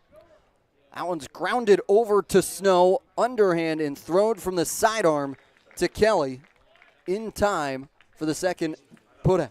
And we also want to make sure that all of those hit-by pitches and all those walks get emphasized last night as well. So this is a team that's been finding their way on base and making sure that all of their runs score. Higher OBP will lead to more runs being scored, and credit to Hyannis for being able to string it together and finally get all those guys on base. Pitch misses low on Kuroda Grauer, the second baseman. 0 for 2 for Kuroda Grauer, facing J.B. Middleton, who has thrown some of the hardest pitches out here on the Cape so far. 97 miles an hour. One of his pitches touched in his last outing. A guy that brings a ton of velocity, but also can switch it up really nicely. And in that last at-bat, Kendall Diggs kind of rolled over a 96-mile-an-hour fastball. It was pretty crazy. I wanted to say something at the time, but got to continue on that stat comp. But that was pretty crazy. He was out in front of it. 2-1 flown to right center field. Earhart positioning himself under it in the gap. It's another 1-2-3 inning. Going to the bottom of the 6th, still tied at 1 apiece here on the Harbor Hawks Baseball Network with Bria standing by for more. Thank you so much, Jacob. 2 Harbor Hawks announced their commitments to play college baseball at another university today, and that was Brody Donay and Elijah Hainline. The best part about it, they're actually roommates. So they live with the same host family, have been going through the process together the entire time. Elijah a little bit longer than Brody. Elijah entered the transfer portal about 3 weeks ago, and Brody entered about 2 or 3 days ago. So Elijah was helping him through his whole process over the past couple of days, gave him a lot of advice, told him, you know, what he struggled with during the process, what he wished he could have done more, and so that relationship is really great for both of them. They're actually talking in the dugout right now, but a lot of sigh of relief for both of them to finally have that news out there. Brody said that he was actually at the breakfast table today, and Elijah and him were talking about it, and he said, you know what, I'm just going to call Coach Sullivan at Florida right now and commit. So a pretty cool moment to have those roommates be there for each other during that process. All right, back to you guys. T-Mobile believes that when small towns thrive.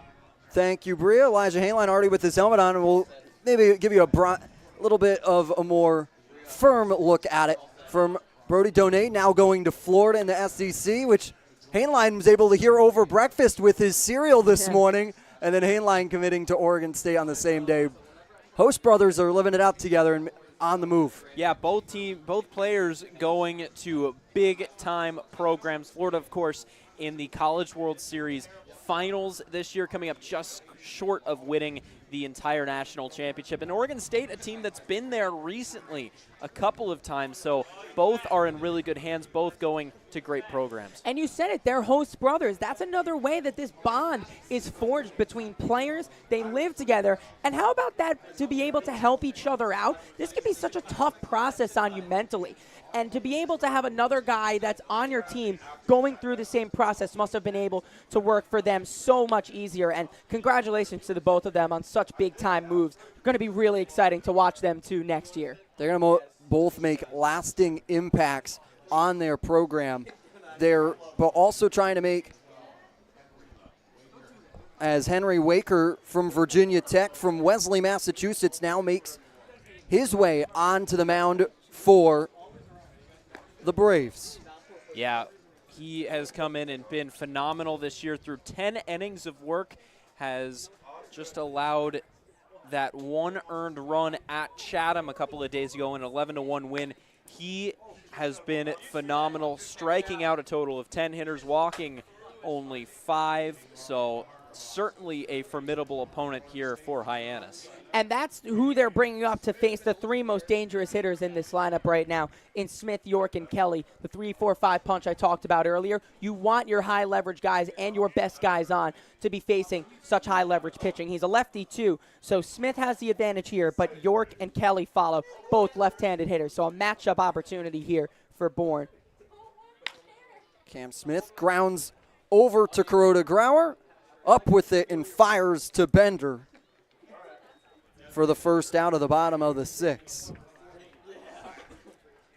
Laker already doing the job he was needed to do and retires Cam Smith, which has been a hard feat so far for so many over the last couple of games. He's on a 19-game on-base streak, moves it to 20 after getting a double, back in the first. York looks at a strike. And here's another guy that's been phenomenal for Hyannis, a guy that's come in and talked to Coach Earhart before the game. He says that these guys coming in, this new line of Harbor Hawks coming in, like Zach York, have been just so good, and maybe is what can be attributed to the 6 out of 7 game stretch here with wins. York popped it by the wooden bleachers here at McKeon Park, just down the third base side. Yeah, we talked to Assistant General Manager Zach Chase yesterday about, you watch the product that York puts out, and you're wondering how all the other teams missed him. He's been such a good pluck for Hyannis in his young summer. And there you see it again. Wow. 1-2, blooped into center field in front of Harrelson. He continues to be a stellar bat for the Harbor Hawks. Now his second single on the day. Yeah, and there you saw the inside-out approach. He's a guy, York is a guy that you don't have to crush it every single time. He doesn't crush it every single time.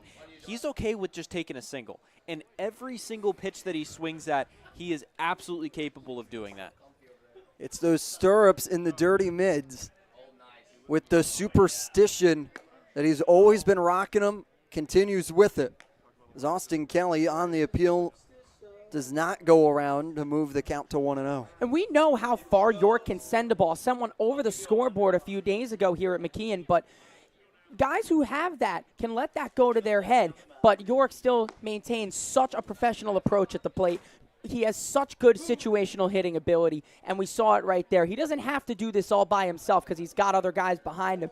All he has to do is reach just to start a little bit of havoc. 1-1 delivery to come to Austin Kelly, the first baseman.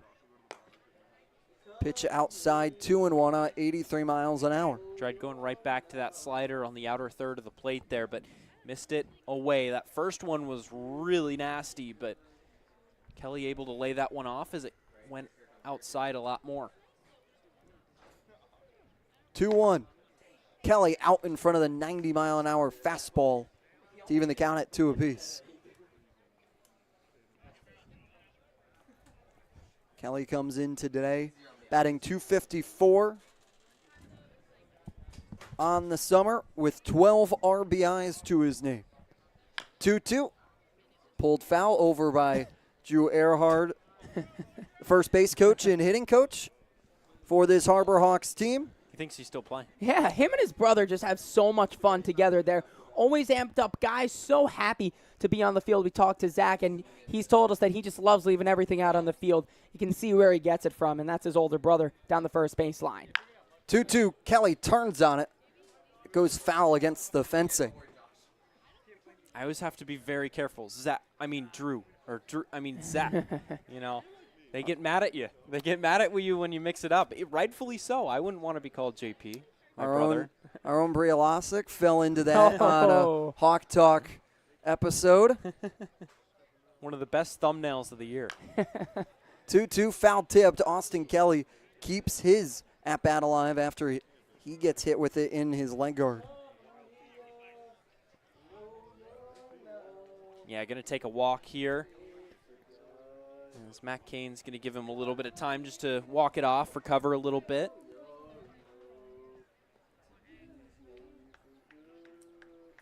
The 8th pitch from Henry Waker to Austin Kelly, now set to come on the 2-2 count.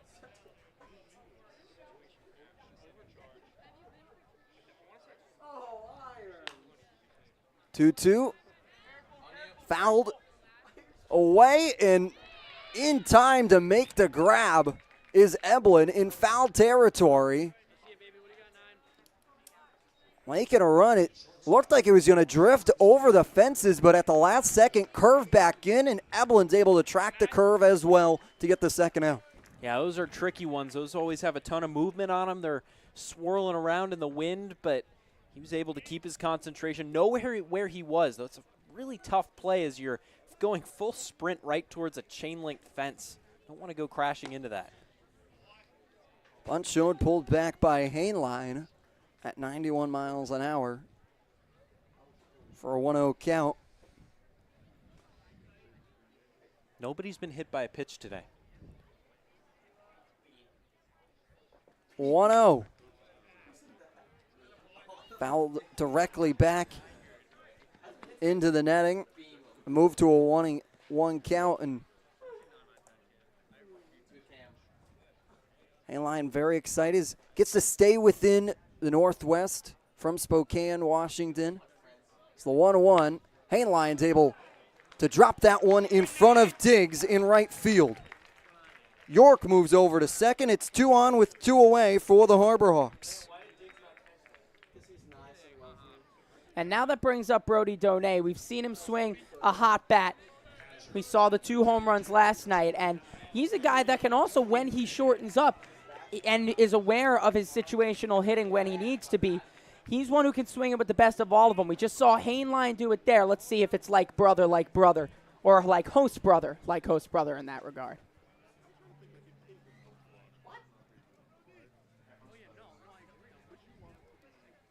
Pitch comes. That one will get into the gap between Giuffreda and Harrelson. York will be rounded.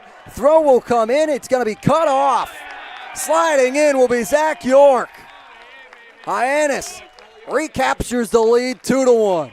Zach York moving around third base, legging out that extra base to give Hyannis the lead. And oh boy, they needed that. Nice piece of hitting from Brody Donay, just able to dunk that into left center field. And there you see the wheels on Zach York. Yeah, a little bit of sneaky speed from Zach York. And I said it, there's Brody shortening up that swing. And it was a really good read from Zach York off of second base. You're going on contact with 2 outs regardless there, but he had to see it to know that he's coming around third there. Good read, and that's a big reason why Hyannis has now retaken a lead. A big spot here in this game.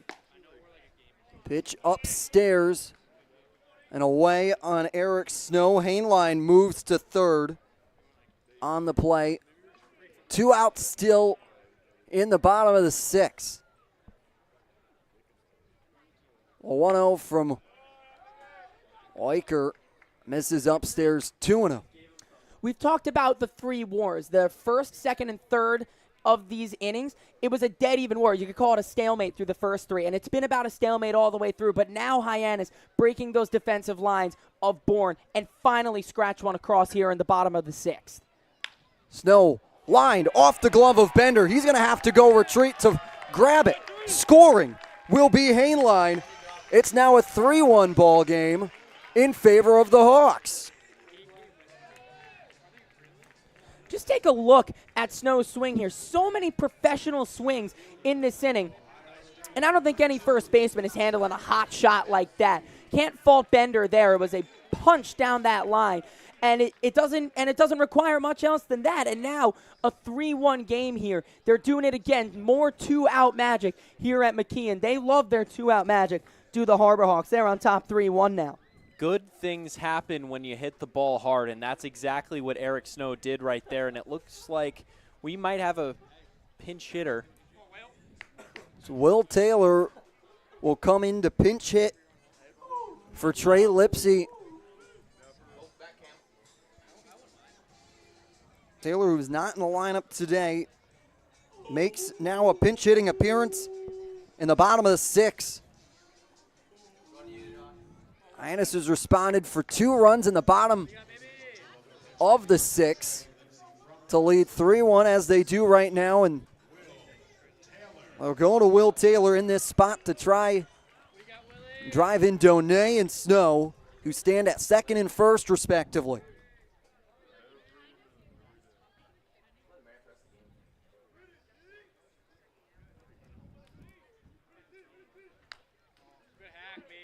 Taylor fouls his first pitch back into the netting.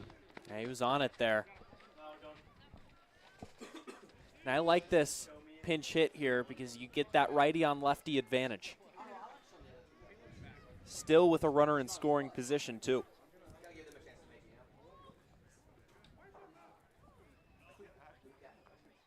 Oh, 1 breaking ball at 76 off the plate, evening the count at 1 apiece. This has been Hyannis' music. It's been run scoring with 2 outs. In the second half of games as well. We're past that 5th inning, and they become a second half team. They always have been. You get past that bottom of the 5th and into the 6th. As there we see writer Mike all happy about this inning as well. And that's just and you just credit the Hawks for being that second half team and bearing down when they have to. Credit to the pitching as well for keeping him in it for this long, too.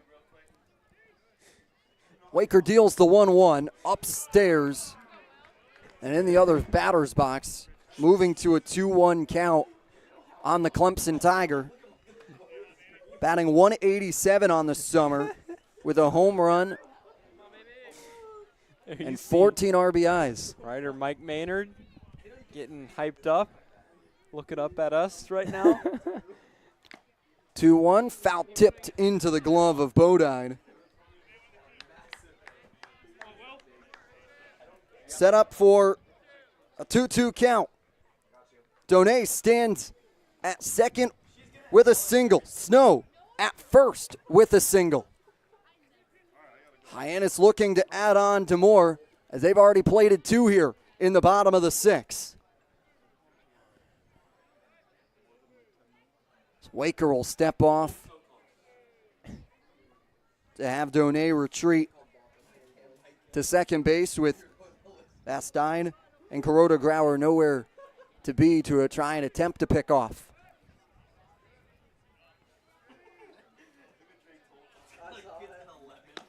Swing and a miss from Will Taylor ends the bottom of the 6th. Hyannis responds for 2. They're leading 3-1, moving to the 7th. Retirement strategies come in all shapes and sizes. One strategy does not fit all when it comes to reaching your retirement goals. And considering all your options may be, well, more than you want to think about. So whether you're looking to retire or already living in retirement, you need a strategy tailor-made for you. Fairway Financial can create a personal retirement strategy just for you, designed to take care of you and your loved ones. Call us today at 508-398-3337.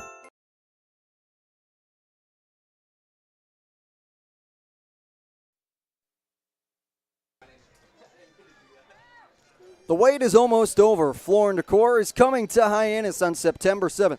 Get ready for unbelievable everyday low prices on tile, wood, stone, laminate, vinyl, installation materials, and more. Our high-quality selection can't be beat, so mark your calendars for September 7th for Floor & Decor's grand opening in Hyannis. At Floor & Decor, you'll discover thousands of in-stocks products, all at a price you'll love. We promise you've never experienced anything like it, but soon you can. Come explore Floor & Decor opening in Hyannis on September 7th. We move to the 7th here. Hyannis responds for 2 in the bottom of the 6th. And they now stand with a 2-run lead on 8 hits. They got to try and hold on to this into this back third of the game. Yeah, and this bullpen will be tested again. So far on the year, they've risen to pretty much every single test that they've had. So it'll be interesting to see in a high leverage game like this that's so important in the terms of the standings. We'll see if they can go out and put another great performance up, and so far they have. Yeah, the higher the leverage, the bigger the performance from the bullpen over these last few games. We talked about last time how they bear down against YD in the walk-off win. It was J.B. Middleton who struck out the side in that top of the ninth to keep the game tied at 3 and set up Austin Kelly to win that game. And now they have a 2-run lead to work with here. This game is so far from over. We saw how even it was up until this bottom of the 6th. Now time for the bullpen to hold it down as they have this entire season. 7, 8, and 9 due up for the Braves. Foster, Trufreda, and Harrelson. Maybe Middleton back out for another inning of work. With the 0-1 missing high, moving the count to 1-1.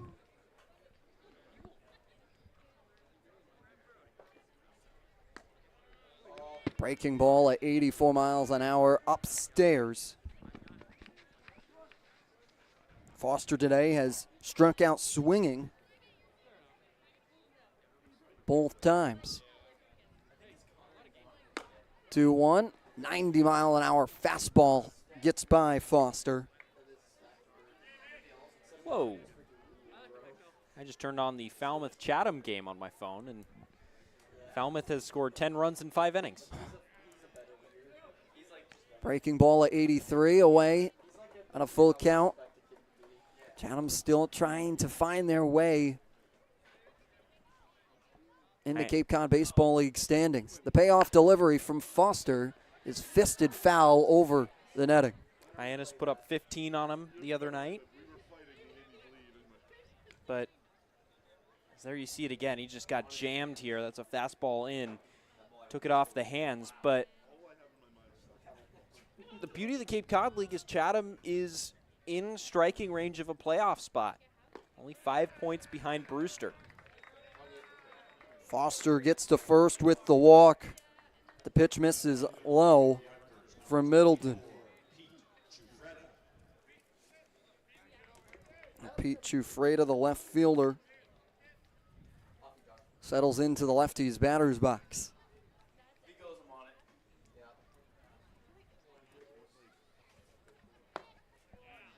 In for strike, and now with Bourne with a runner on in Foster. They have 75 stolen bases on the year. They are a team that is aggressive on the base path if they have the right individuals and the speed there. 0-1. Foul back into the netting. That's a big spot. If you can retire him, then it sets up you being one pitch away from getting out of the inning here. With Cam Smith playing way off that third base line. He's almost playing at the shortstop position. 0-2, struck him out looking. Pete Trufreda goes back to the dugout begrudgingly. That was a perfectly located pitch. Inner third of the plate at the knees. Impossible to do anything with that. And that is exactly where you wanted that one. They'll check back. Won't be in time. Middleton trying to pick off Foster. And that's that fastball for Middleton, able to locate it wherever he wants. It's one thing, there's a big lead off first base, but it's one thing if you can throw hard and, you know, you can maybe get it over the plate every now and then, but it's another thing if you could perfectly locate it. And so far, what we've seen out of J.B. Middleton, that tells us that he can locate it really well. Wow, that's a big lead from Foster. 0-1 gets away from Donay. The big lead helps him there, able to grab second on the wild pitch.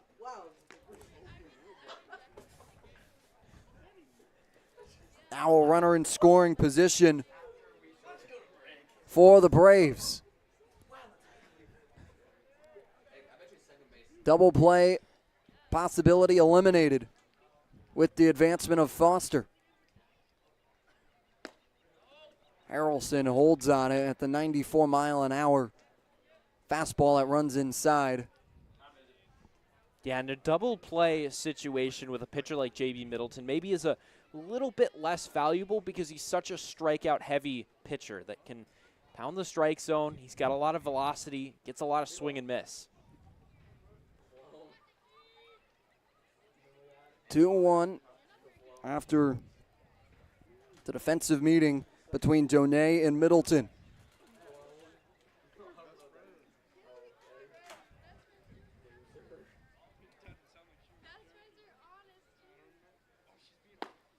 Harrelson swings and misses at the 94-mile-an-hour fastball. Yeah, another really well-located pitch right there. Again, if you can locate that fastball at that velocity on the inner third of the plate, it's so hard for a hitter to get his hands around on that. If you're throwing that pitch away, you can slap it the other way, but if it's inside, you're just going to jam. 2-2, swing and a miss. 84-mile-an-hour breaking ball. Middleton, after allowing Foster to walk, has struck out Trufreda looking, and now Harrelson swinging. And then you come back with that? on. Wow, that is impossible right there. Talk about those unfair at-bats. J.B. Middleton has had quite a few of those, mixing 96, 97 with a slider that just disappears to that back foot. When you sequence those pitches as he did right there, just impossible, as he said, Mick. Breaking ball inside on Vastine, the shortstop. And once again on Vastine, the Hyannis defense is going to shift over to the right just a little bit. Hainline holding the runner on second. 1-0, moves to 1-1 with a 93-mile-an-hour fastball. There you see Hainline playing behind that second base bag, maybe still a little bit off to the shortstop position, but holding him on. 1-1, check swing. They'll say he went around. 1-2, Middleton's ahead.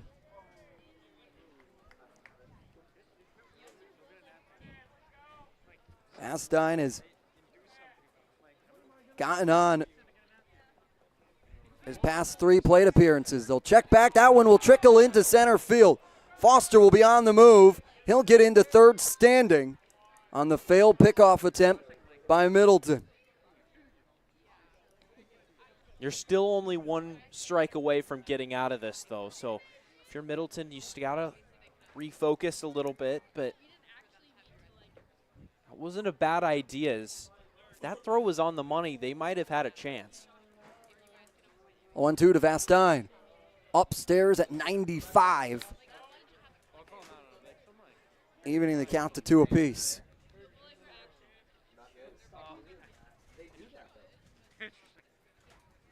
Two-two, breaking ball in the dirt. J.B. Middleton, after allowing Foster to get on with the walk, responds with 3 strikeouts. It's time to stretch here at McKeon Park. We go into the middle of the 7th. That chip on the shoulder, that started at a very, very young age. People's expectations are, they're cool, they're fun, but mine are bigger.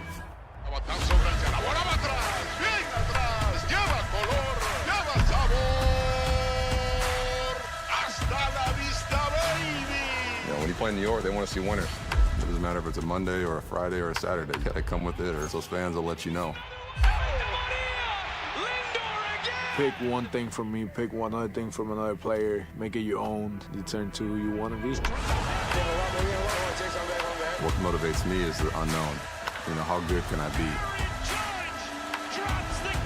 You get away from the lights, you get away from the camera. Mientras más presente yo esté en la caja de batería, más éxito tengo. Man, how can you not keep it fun, man? This is a kid's game. If you could go back and tell 10-year-old Francisco one thing, what would it be? You're a bad mother. Welcome you back here to McKeon Park. Take a look at the upcoming schedule for the Hyannis Harbor Hawks. They hit the road to White House Field tomorrow, the home of the Milton Count All-Star Game on July 22nd. Then they come back home to play Falmouth in their first meeting since Falmouth's resurgence. Then hit the road to go to Red Wilson. Then they go over to Eldridge Park on a 2-game road stand and then return home to face the Mariners. Yeah, and that Harwich game on the 21st, that's going to be the final game before a 2-game break of Harbor Hawks games for the All-Star break. So it will be interesting to see how they can close this stretch out here in not quite the first half, but the first 3 quarters of the season.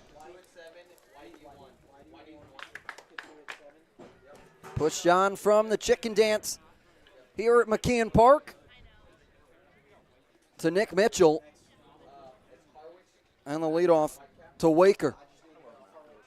Pitch inside, nearly hitting Mitchell.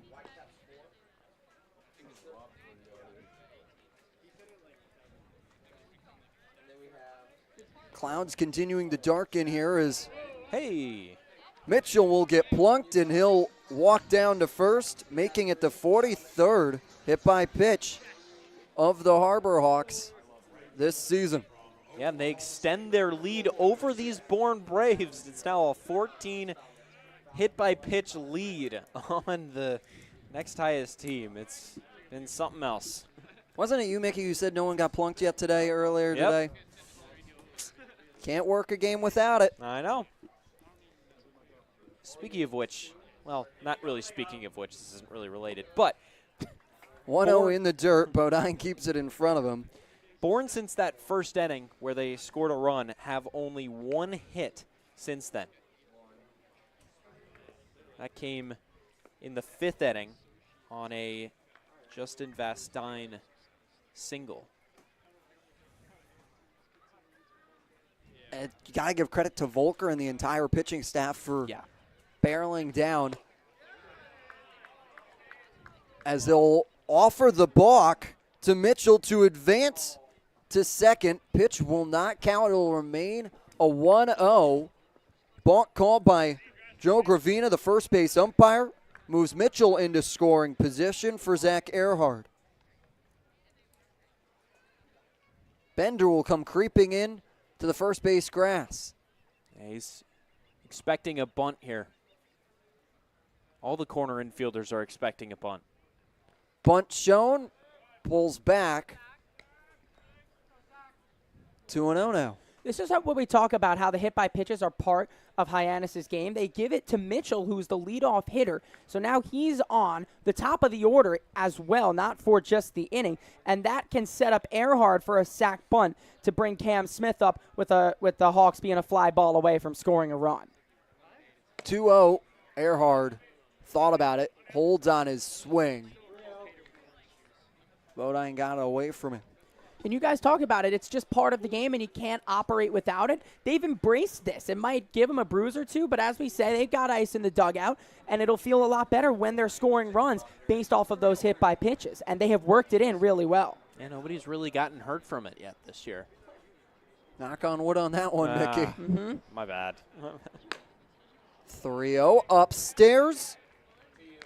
Earhart able to negotiate himself a walk.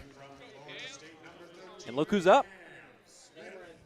Cam Smith got a big double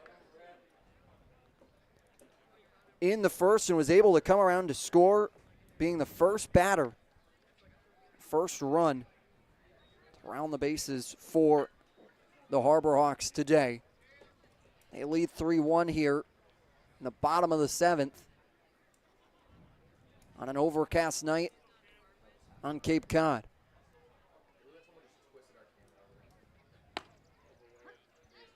Pitch dips in for a strike on Smith.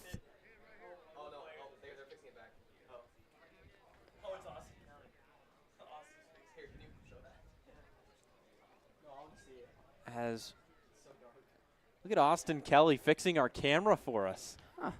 A man of many talents. 0-1 to Smith. Just bouncing foul over the third base line. Yeah, and that was a little bit lucky for Bourne there. That would have essentially served as a sacrifice bunt down that third base line. That would have allowed 2 runners to be in scoring position. It would have been a tough play for Eblin to try and fling that across the infield to get Smith.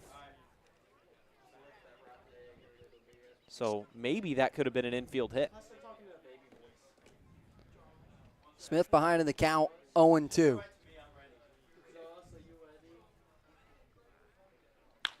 Waker deals. Back is Chufreda. He'll make the grab in left field. No advancement from Mitchell to try and tag up for the first out of the bottom of the 7th. That's one of those where Cam hit it a little too on the screws. That ball was hit so hard that it stayed up, and it allowed Chufreda to just coast over and put it away to no avail for Cam. But can't be too mad about that contact. Doesn't get any easier here for Waker, though, with Zach York now up.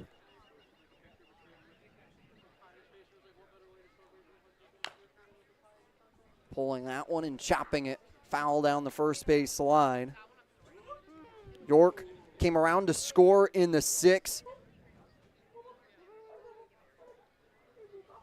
Off of Donay's RBI single.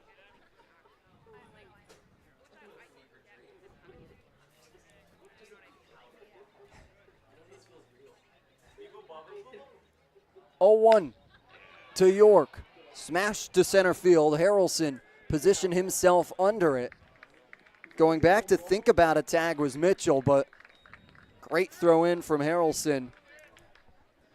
Keeps Mitchell stranded at second. And that's another one there, if you're York, can't be mad about the contact. I was going to say just before that pitch that it doesn't seem like this guy ever strikes out. It always seems like he's putting solid contact on the ball and at least putting the ball in play to make sure that there is going to be at least a play that has to be made by the defense. And you have to credit York for that as we see Alex Lane up to pinch hit. Yeah, so Hyannis is going to exchange the lefty for the righty to gain a little bit of an advantage here. And Alex Lane, a dangerous hitter, a guy that has kind of been platooned this year, but seeing the ball really well. He's been able to hit the ball extremely hard, good gap-to-gap power.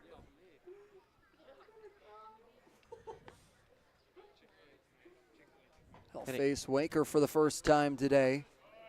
The ball missing outside 1-0 as Lane bats .283 with 3 RBIs on the summer. And he's also 7 for 14 and even .500 in his last 10 games, seeing the ball a lot better. And that's why you're comfortable bringing Lane in here, because he's been swinging with a hot hand. And it's that development you see from your hitters that is able to get there. 1-0 out in front of the 84-mile-an-hour pitch to move the count to 1-1.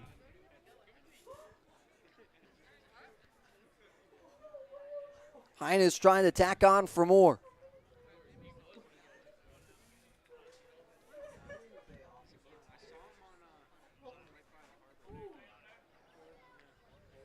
Laker comes home.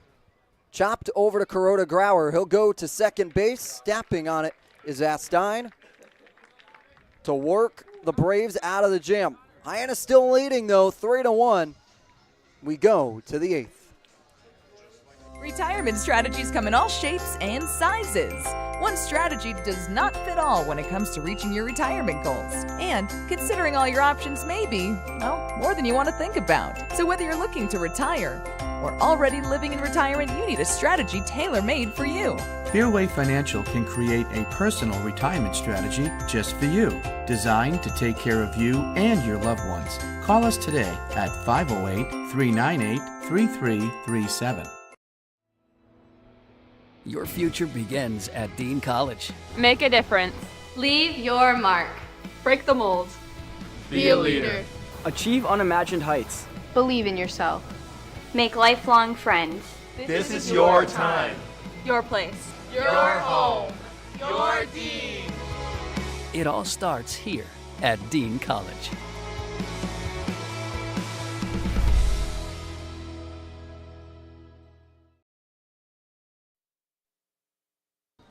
Hyannis leading 3-1 over the Braves, but what else is going on around Cape Cod? Yeah, we got two finals right now between two first-place teams. YD falls to Cotuit 7-1. Harwich and Brewster, that game is the other final. Brewster will prevail there 4-3. And then Chatham is currently behind Falmouth right now. That score is a little bit old. It's 10-5 now. Chatham added 2 in the top of the 6th, so they hope to come back in that one. And then the only other game live right now is the bottom of the 7th between Wareham and Orleans. It's a 4-2 Wareham lead, and boy, do they need that win. They do. They could use a humongous win to try and right the ship a little bit for the Gatemen in that situation. Excuse me, that does say 5. I read 3. Well, hey, credit our production crew. Grounded off over to Snow is Eblin, firing over to the new first baseman Lane in time for the 4-3 putout to start things off in the top of the 8th.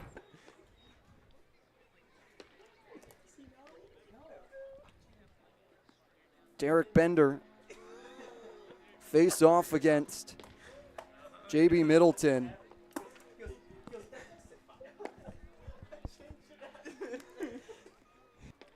For second time today. Turns out. Pitch misses low. 2-0 to Bender. Bender was walked intentionally in the 3rd. Shows the amount of respect Hyannis has for him as he takes a big rip there. However, other than that, hasn't been able to get on the base pass just yet for the Braves. He hit for the air quote cycle against them earlier in the year.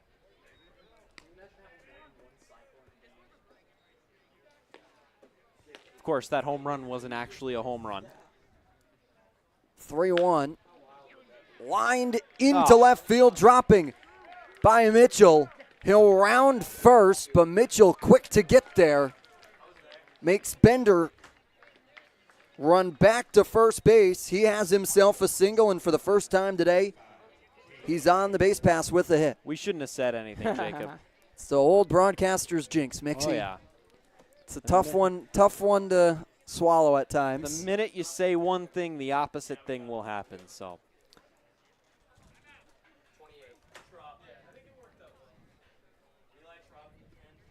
Bender will call for time as he situates his sliding mitt. Bodine looks at a pitch low.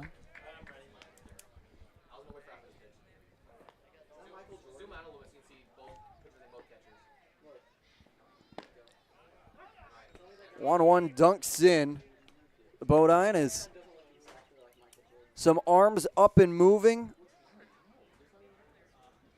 for the Harbor Hawks. Eli Trop from the University of Pennsylvania as runner goes. Donay will eat the throw, and it's a stolen base for Derek Bender, moving their league-leading stolen bases to 76 on the year.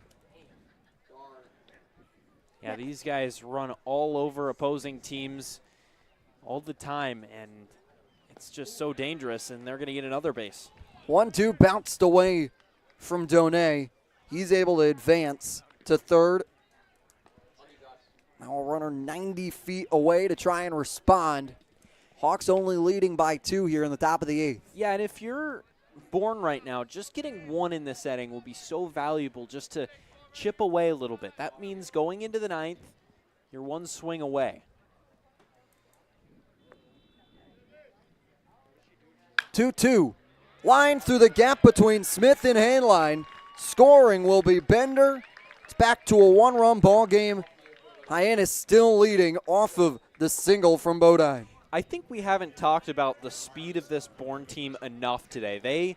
That's been one of their biggest identities all year long, is that they will steal, and run all over opposing teams. As this might do it. Nope, I believe that's Eric Luxus making his way out to the mound, the pitching coach, just to have a conversation here. But it's something that they have prided themselves on all year, and that run was entirely produced from the running game. Yeah, and it's aggressive to be sending the runner in that situation. But this is the top of the 8th inning, and now they're down by only 1 run. So it shows that they're willing to send and they're willing to be aggressive, because that's how they win games, is manufacturing themselves. As you see there up on the score there in the box score, 2 more hits this inning.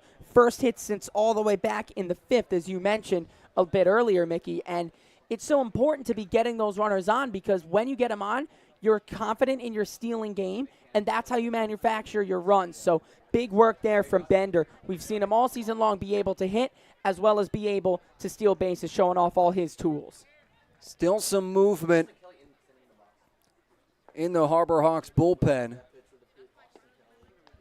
Austin Kelly's got about the easiest home run ever. About 50 feet over that center field fence. Standing in, acting as a batter for the warming up Trop. 1-0 from Diggs. Misses high, 2-0. Now to the Razorback.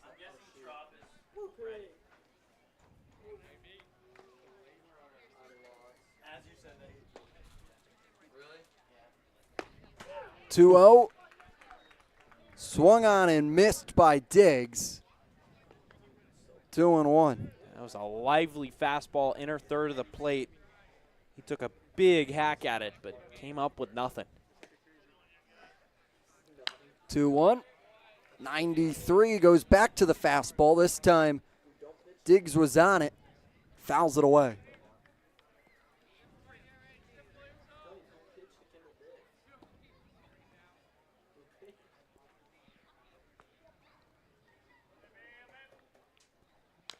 Two-two, fouled away by Diggs to keep his at-bat alive, with the Braves looking to tie this game back up.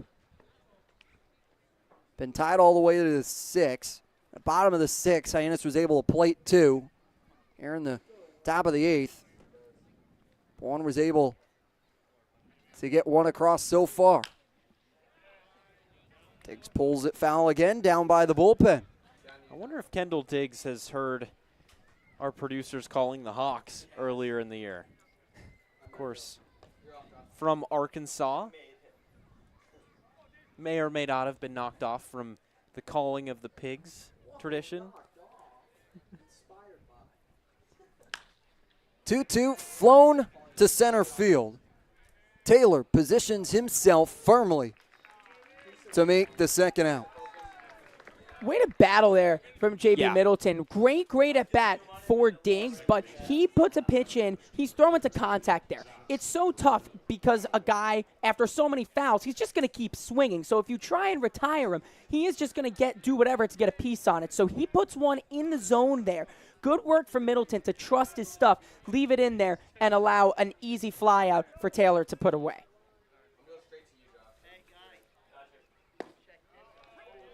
Pitch to Kuroda Grauer in for strike, who's flown out his past 3 at-bats that came in the 2nd, 4th, and 6th, spraying it across the infield, 1 to left field, 1 to center, and 1 to right.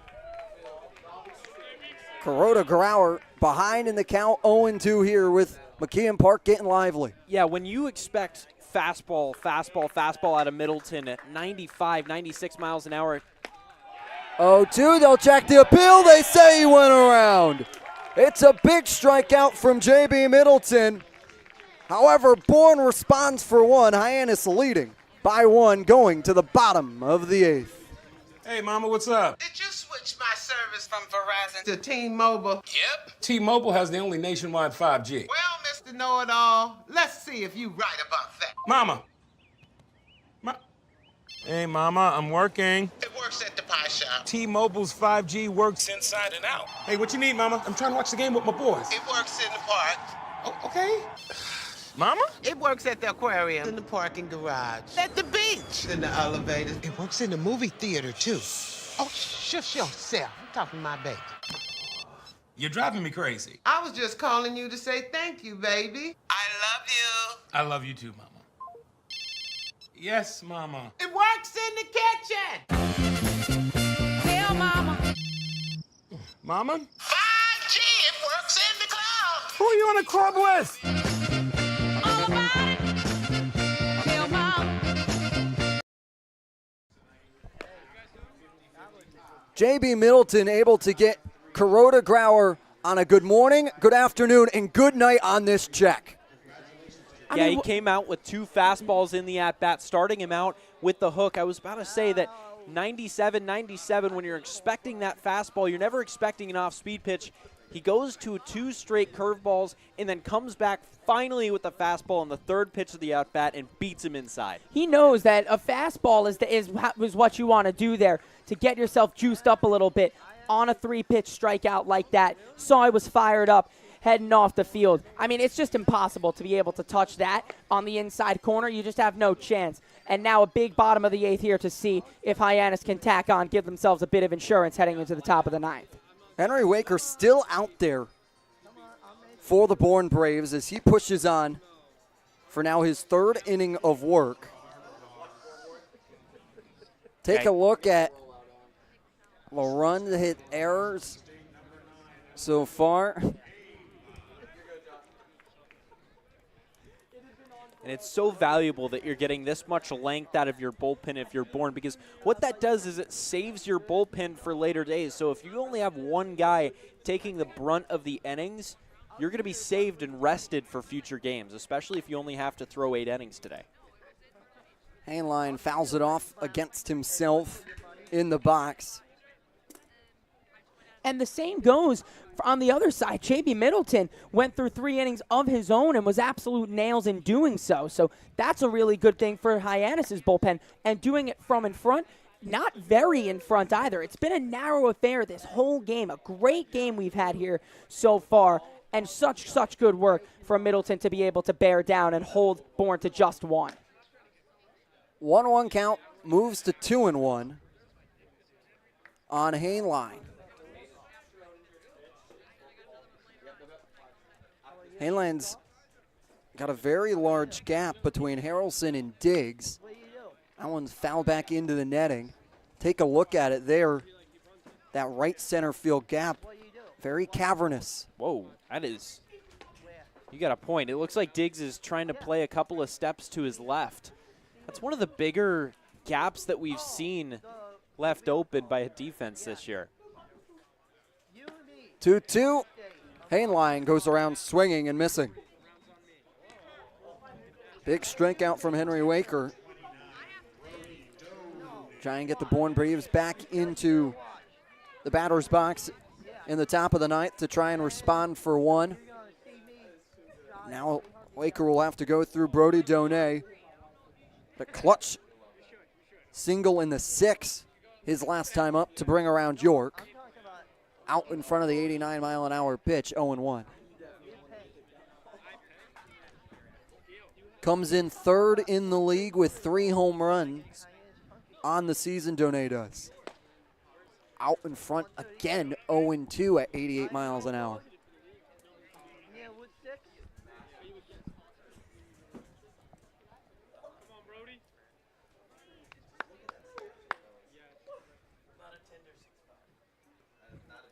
Donay takes a step up in the box, fouling it away.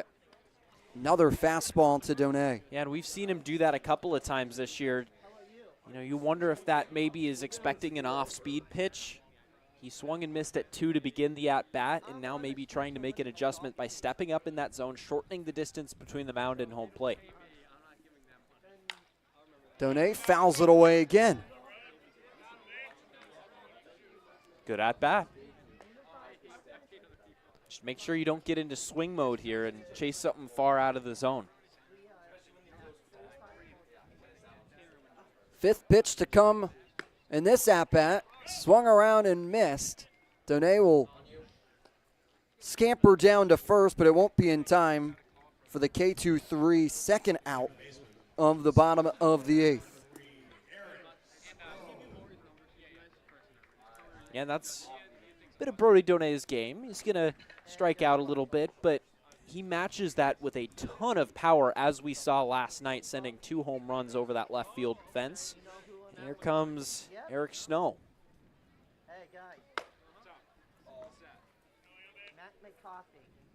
Pitch misses high to Snow. 1-0, who had another big single back in the 6th to bring Hayline. Another Harbor Hawk that's been seeing the ball really well. It feels like we're a broken record at this point in saying every single guy is seeing the ball really well. That's because they have. Huge improvements up and down this lineup. Is that average up to 235 on the year?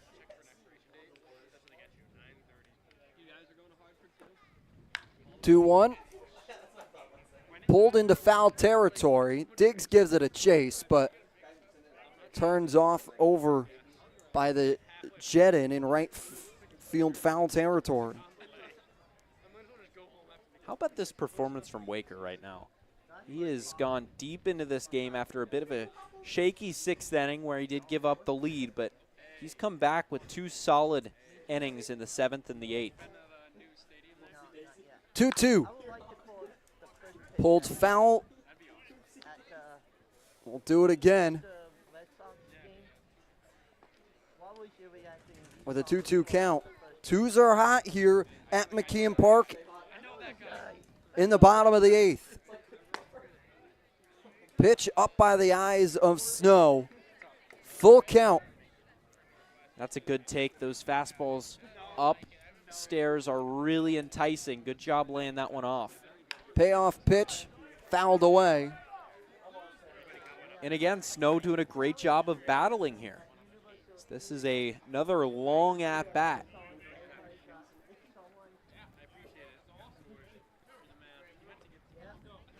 Eighth pitch of the at-bat to come to Snow. Foul tipped, we'll do it again. And these kinds of at-bats attest to what you're saying, that all the Harbor Hawks are seeing the ball so well. I mean, you don't see, if you're fouling it off and you're getting into 9-10 pitch at-bats, you can't be seeing the ball poorly. And every guy has been getting themselves into really deep counts and making sure to give themselves the best opportunity to get on. Chopper over to Eblin, comes up with it, fires for a stretching Bender to keep his foot on the bag to retire the Hawks in order. Hyannis holding on to a 1-run lead going into the 9th. Stay with us to find out who comes in to close this one out.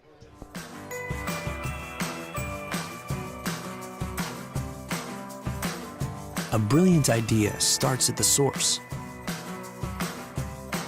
Through innovative design, we're taking steps to create a better future. Now, the pure fresh taste of Dasani comes in a redesigned bottle, up to 30% made from plants, and as always, it's 100% recyclable. Plant bottle, designed to make a difference.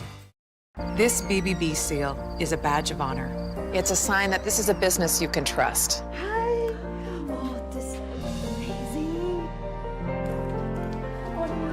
Each year, millions of people see the BBB seal on a door or a window or a website and breathe a little easier.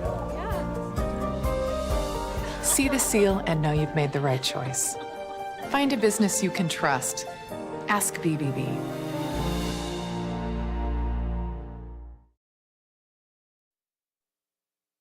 Eli Trop from the University of Pennsylvania looks to close this one out for the Harbor Hawks.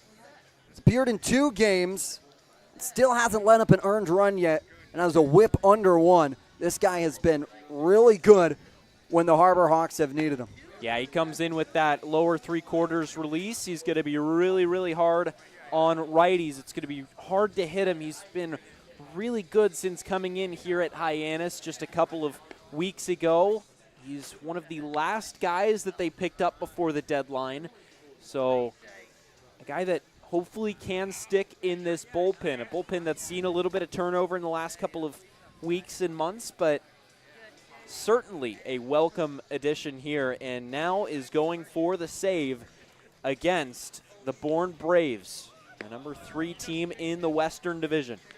To restake the claims here tonight, whoever wins this game comes out of sole possession of second place. If Hyannis does, they'll have a 2-game lead over Bourne. If Bourne does, they would be able to jump Hyannis, although they would have the same record, run differential in favor of the Bravos. This game means a lot for both parties involved, and Trop trying to close it out to have Hyannis become the victors on the other side. Yeah, I talked about earlier right in the pregame about how important this game was. In my opinion, this is the biggest game in the time and the circumstances of the season. And 3 more outs, and Hyannis will be pulling out a signature win should they be able to finish it off.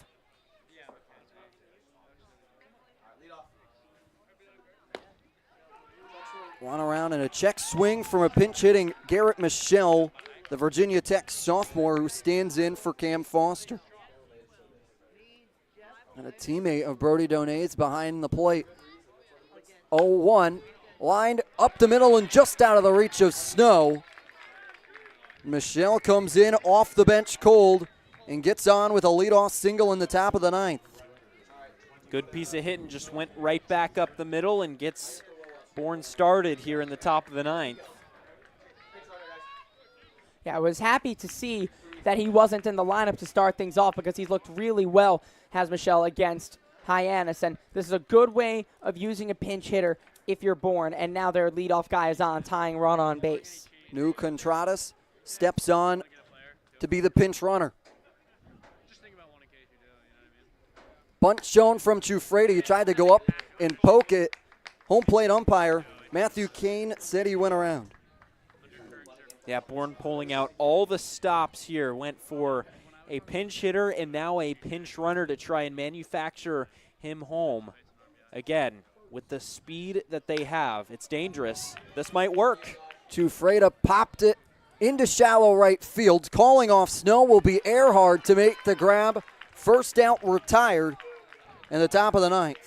That's a huge out, number 1 right there. You just see one set down, you dial in, and now you got the next 2 to attack. And that could have been trouble there as Snow was backing out. Yeah. And Earhart took charge of that. You need to have your guy. That is Earhart's ball, too. And to be able for him to take charge of that, be vocal in this situation, too, where it could have been really costly, that's big. Harrelson looks at a strike on the inner part of the plate at 83 miles an hour from Trop. And those pop-ups that are 50-50 balls between the infielder and the outfielder, it almost always should be the outfielder's ball because it's much easier to come racing in to make a play than going out over your shoulder. 0-1. We'll check down to third base umpire Jeffrey Merzel, say he did not go around. Tying the count at 1 apiece. Uno's wild. 1 ball, 1 strike, 1 out, 1 on in Contradas. 1-run game.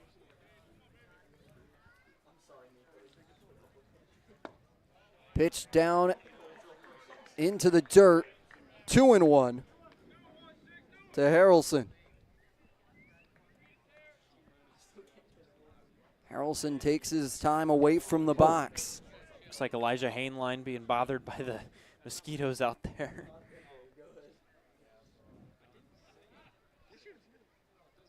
Two-1. Line foul over by the bullpen of the Harbor Hawks. So now that evens up the count at 2-2, and we've seen him be able to locate that off-speed pitch. Maybe expect one right at his back foot here. Big pitch here for Trop in a 2-2 count.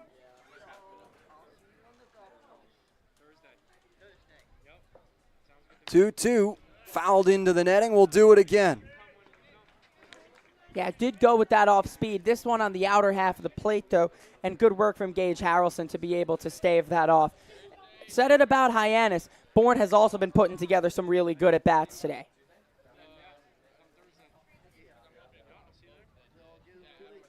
Two. Yeah. Fouled in to the netting. We'll do it again. It's not where he wanted the fastball there. He perhaps got away with one as Harrelson just able to foul that one back, but he was on it. Make sure you elevate that fastball just a little bit more.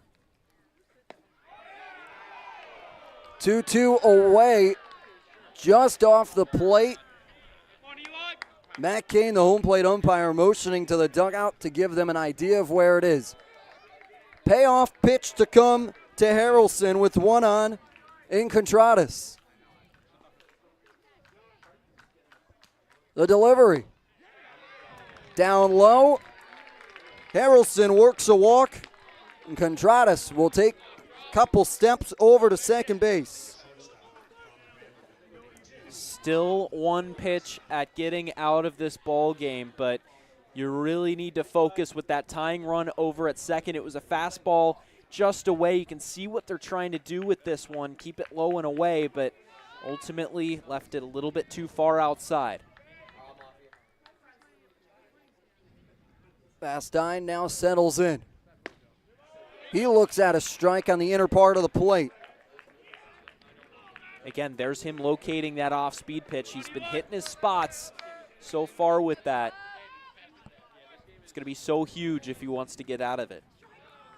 Trop will step off to reassess signs from Donay.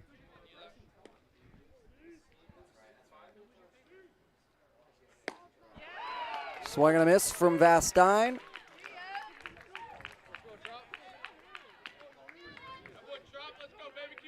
And now you have any pitch open to you. You can go to whatever you want on an 0-2 count. You got a couple of waste pitches. Just make sure you don't let one get to the backstop. Trop ahead in the count, 0-2. The delivery. Slider inside. Donay lost it, but it stays in front of him, trickling in front of the plate. Miscommunication there as he threw the fastball. Donay was expecting an off-speed pitch. It was in a good location. It was inside, but Donay couldn't corral it because he was probably expecting something a little bit lighter.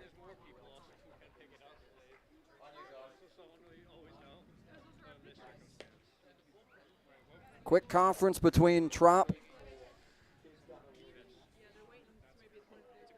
and Donay is finished. Again, we talk about out here on the Cape, getting used to your battery mate, getting your signs down, especially with a runner at second that could be stealing your signs. 1-2 delivery, comes inside at 94 miles an hour, but goes inside a little bit too much.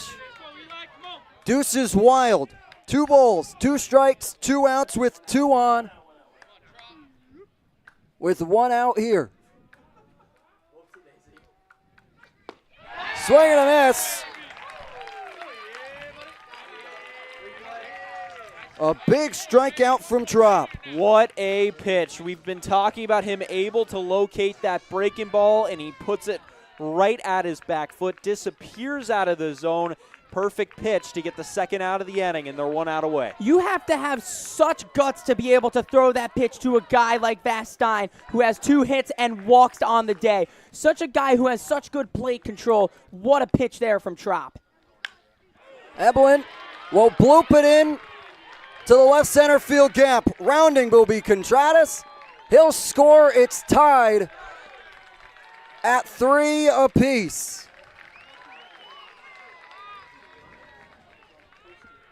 Bryce Eblin able to get aboard with a single to score the tying run.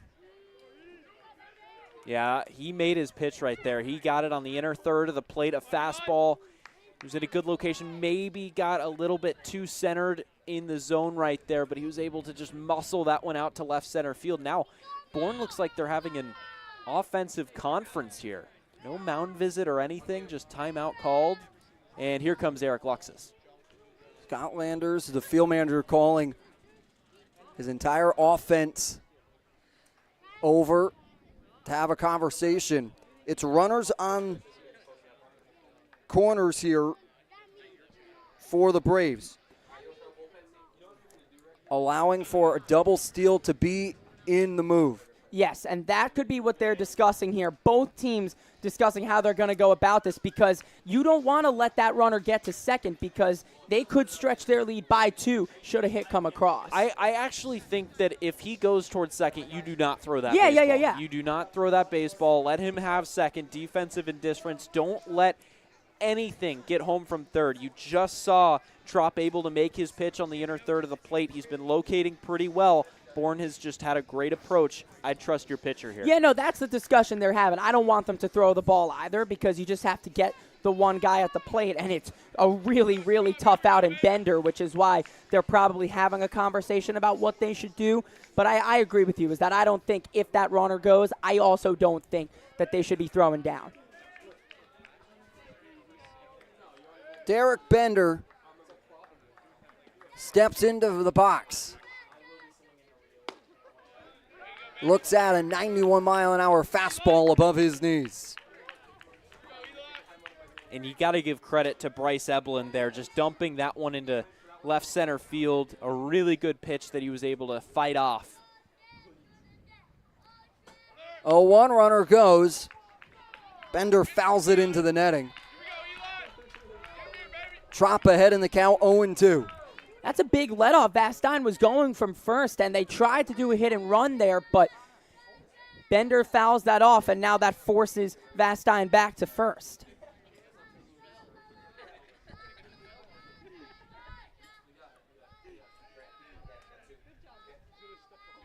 (0-2). Runners set in motion. It's a dribbler that will come back into fair territory. Lane steps on the bag. We're going to the bottom of the ninth, tied at 3. Hyannis looking to walk it off. We all have obstacles, challenges at different points in life. I still push myself every single day, and the harder I push myself, the more I find myself drawn to wearing UFOs. The first time I put on a pair of UFOs, it was like someone released the pressure. It was so crazy. When you are recovered and can do more, that has a compounding effect on all aspects of your life. Stepping into a pair of UFOs, they're truly one of a kind. There's nothing like them. Best ever? Good question. Wait, why'd he sound like Dr. J in your head? I've always sounded like Dr. J in my head, which means Dr. J's outside voice sounds like my inside voice? Which Coke? The doc would know. He got the world to call him doctor without going to med school. There's only one best ever.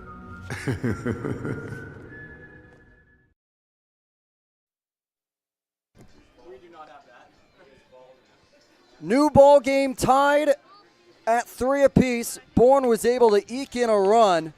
The top of the ninth, Hyannis gets a chance to try and walk it off. Yeah, what an inning that top of the ninth was for Bourne.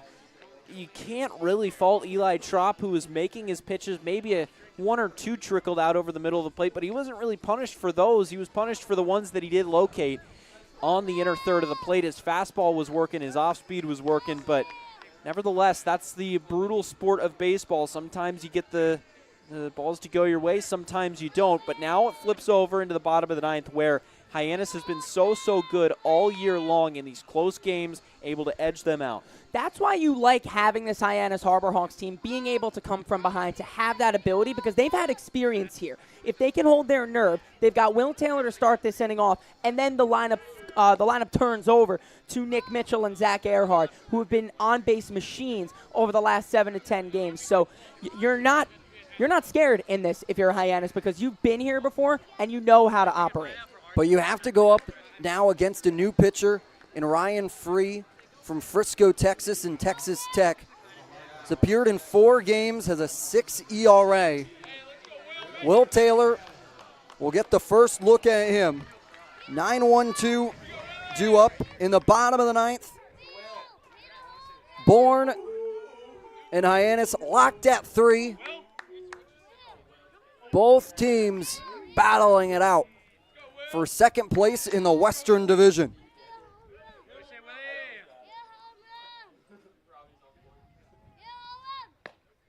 Breaking ball at 77 miles an hour. What's going to be interesting, sorry, Jacob, what's going to be interesting to see this inning is if they attack on that first pitch or keep working the counts, and we'll see how that goes within these first few pitches. 1-0 dunks in for a strike.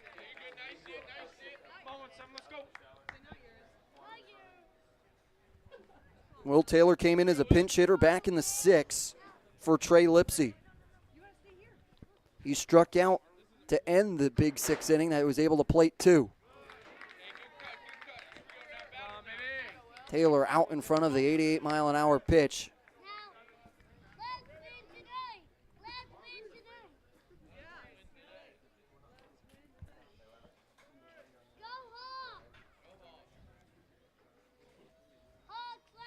One, two. Taylor behind the 91-mile-an-hour fastball to get the first out in the bottom of the 9th. That was a good pitch off the zone, off the plate, away. Nothing Taylor can do with that except chase after it. That was perfect location there. Hyannis goes back to the top of the lineup to Nick Mitchell.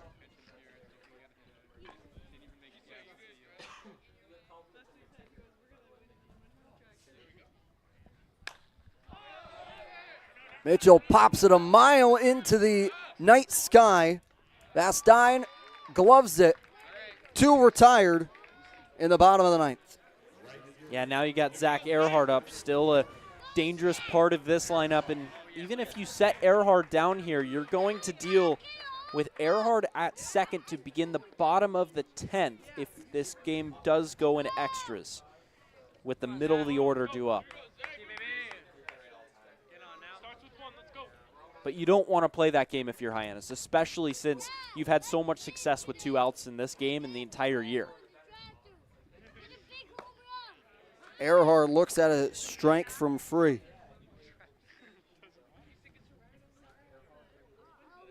Got a big hole right up the middle between Kuroda Grauer and Vastine. Pitch away, even in the count at 1 apiece. Was to get there.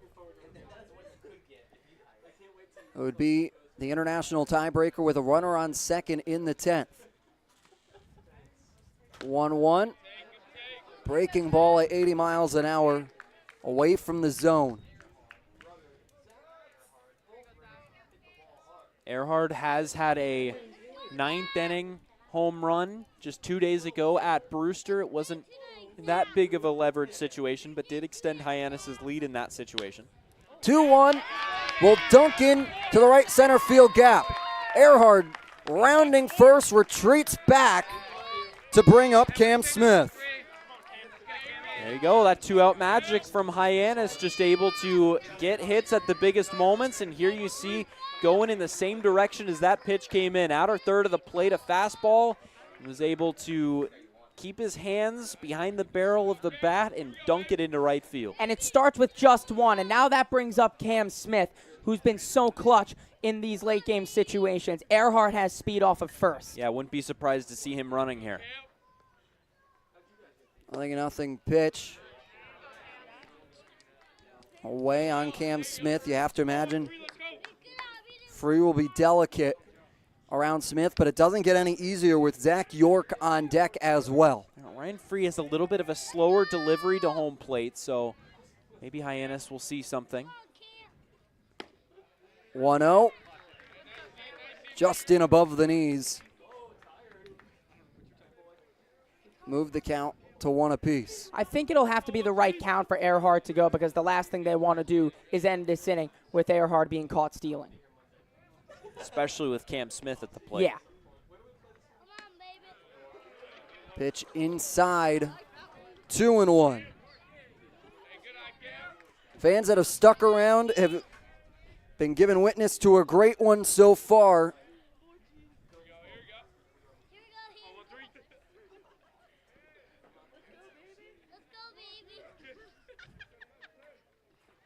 Two one.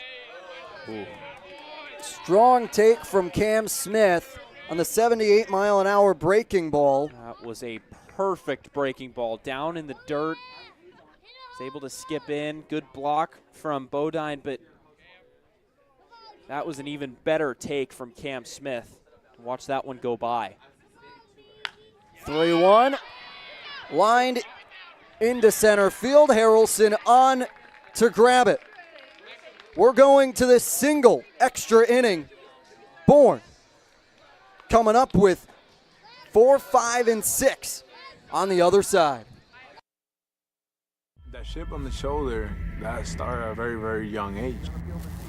People's expectations are, they're cool, they're fun, but mine are bigger.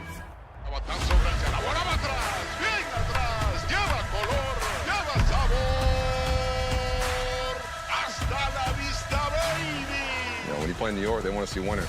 It doesn't matter if it's a Monday or a Friday or a Saturday. You got to come with it, or those fans will let you know. Pick one thing from me, pick one other thing from another player, make it your own, you turn to who you want to be. What motivates me is the unknown. You know, how good can I be? You get away from the lights, you get away from the camera. Mientras más presente yo esté en la caja de batería, más éxito tengo. Man, how can you not keep it fun, man? This is a kid's game.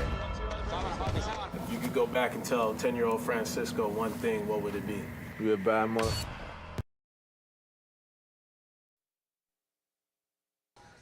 David Case steps out onto the bump for the Harbor Hawks, but let's get you reset up as we move to the 10th inning. Hyannis and Bourne scored both in the first. It was a new game, and it would remain that way all the way into the bottom of the 6th, where Hyannis would able to respond for 2, one off of the RBI single of Donay and another on the RBI single of Snow. Then, in the 8th, Bourne would score with Bender coming around on the Bodine single. Then in the 9th, Contreras would be able to score on Eblin's single. That's how we stand here at 3-3 going into the 10th. And here in Cape Cod, the 10th inning is the only extra inning. If the game was to remain tied at 3 apiece, it would end in a tie. But also, it's an international tiebreak. So the last out for Bourne, which is Derek Bender, one of their speediest runners, will stand at second base as the ghost runner. Yeah, what a situation for David Case to come into. Only his second appearance of the year.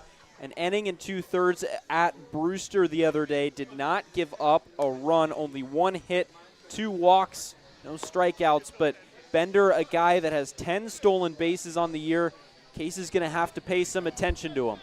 And we saw this in the comeback win against Cotuit, that they went into this bottom, or the top of the 10th, beg your pardon, in this same situation, as all teams do. And Michael Rodriguez was absolute nails in that situation. So you're going to look for more of the same out of Case. It's so tough for batters or for pitchers to be able to work out of situations like these. Let's see how we go. Hyannis is 1-0 in extra inning games, while Bourne is 0-2 when going to the 10th. First pitch from Case is a ball. Alex Lane, the first baseman, pulled in a couple of steps guarding against that bunt. Here on the Cape, small ball is very popular. 1-0. Foul down the line. Tying the count at 1 apiece.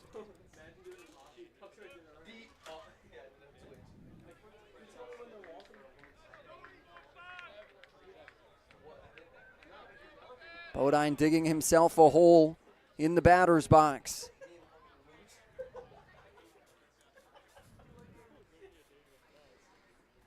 One, breaking ball at 76 miles an hour.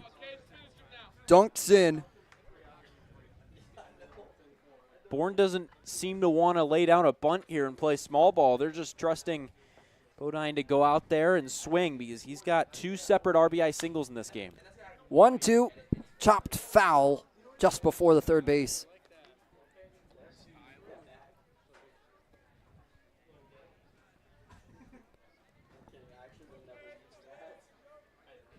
Case ahead in the count, 1-2. And a 3-3 ball game in the top of the 10th.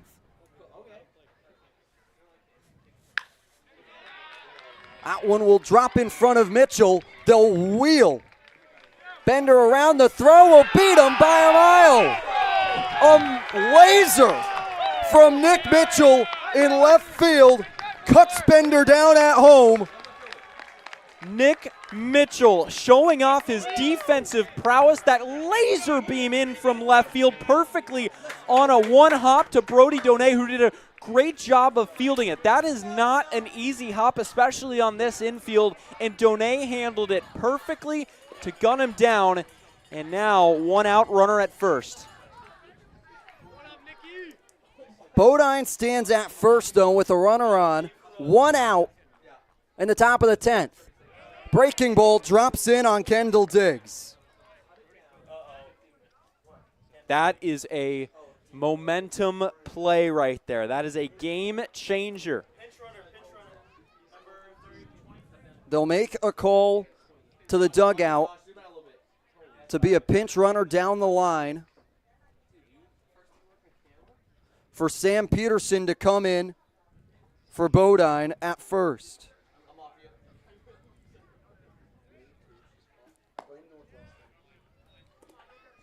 Pitch in the dirt into the other's batter's box. A 1-1 count. And now it's so big here for Case after on the back of that play to be able to keep Peterson at first. Make sure for Donay as well to not let anything get by him and end in the same situation as you started. Good idea. Well, check back Peterson. He'll go in standing.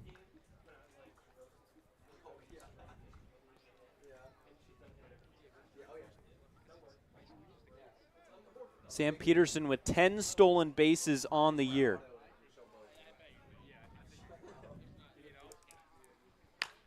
Breaking ball to Diggs. Dropping back is Earhart. He fires into first. Lane keeps it in front of him. Retreating is Peterson. 2 retired in the top of the 10th. That was a hanging breaking ball that he got away with it, but Earhart was able to drop back on that and put it away. A little bit of a light contact. He just missed it. Joshua Kuroda-Grauer.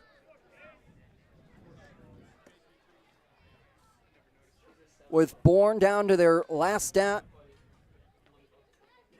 in the box. He looks at a strike. Fastball inner third, perfect location right there. Again, you need to be aware of the speed of Peterson at first.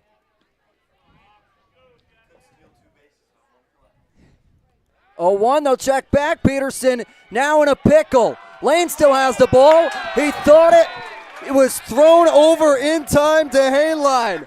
Lane bluffs it, keeps it, and Peterson found out that he had it. Hawks going to the bottom of the 10th and picking up their bats to try and walk it off. Diet Coke? Were you my mom?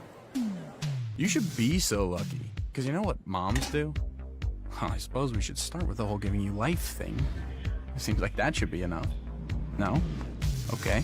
What about her ability to send shockwaves through the neighborhood without saying a word?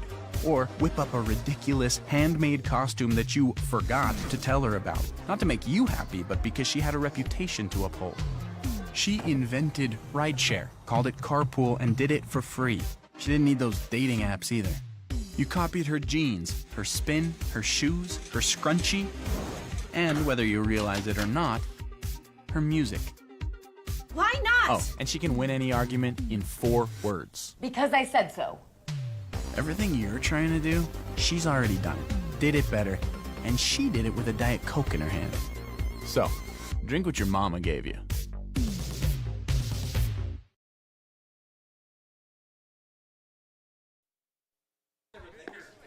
Both teams not going down without a fight for second place in the Western Division middle way through June.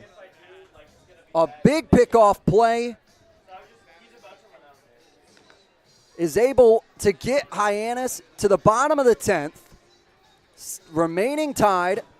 And like Bourne, they'll have a runner on second in Cam Smith, who has stellar speed.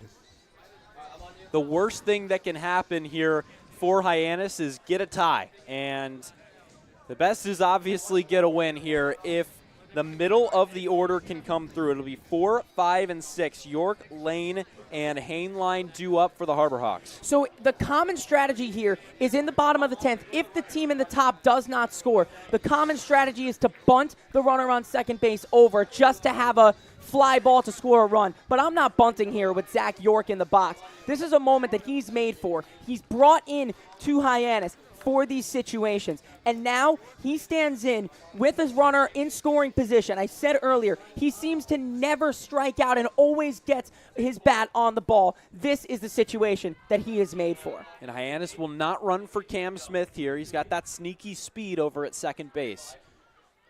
Free back out for his second inning of work. Finds himself in the 10th.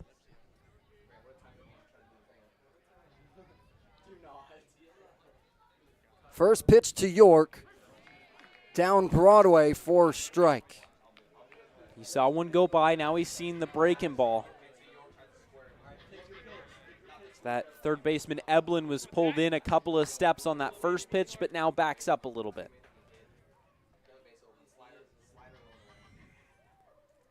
Oh, 1.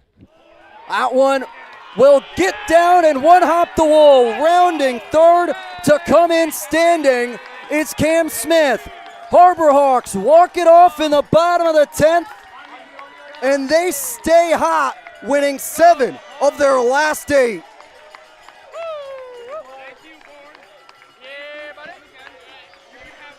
Take a look. Zach York, yeah, just solid contact as he does every time that he steps up to the plate. No speed needed from Cam Smith there. He scores easily, and he scores the winning run here in the bottom of the 10th. Zach York deserves that.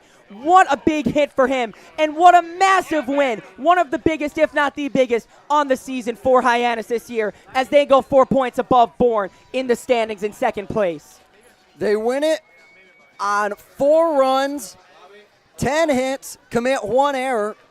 Bourne had late game resurgence, scoring in the 8th and the 9th.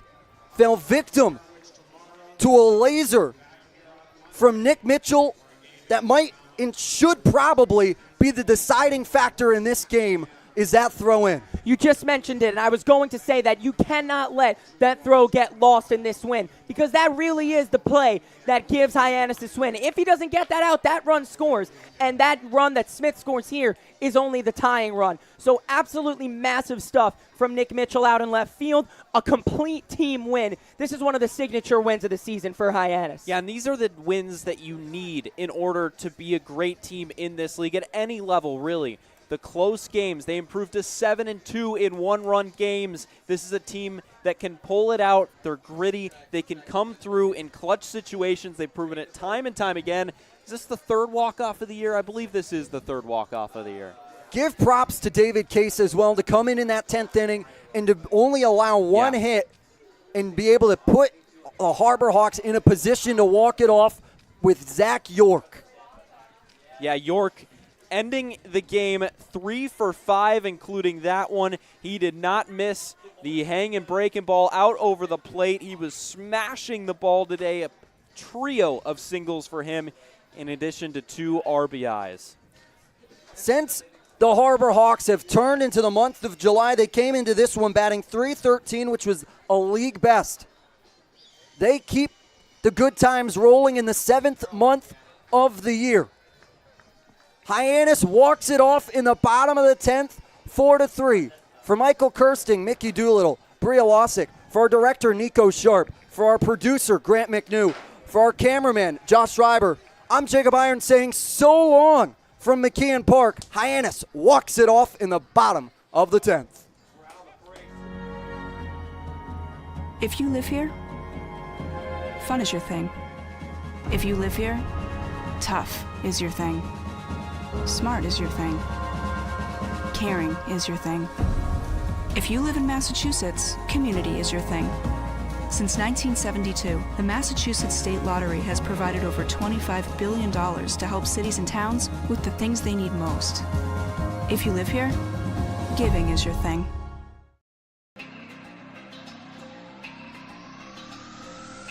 My family earns respect. My family clears bases.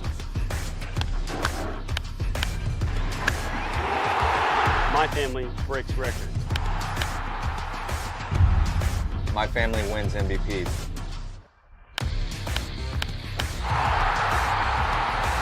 My family gives everything. My family makes history. My family wins championships. There's no family. There's no family. There's no family. There's no family like my family. Join the fam. Join the fam. Join the fam.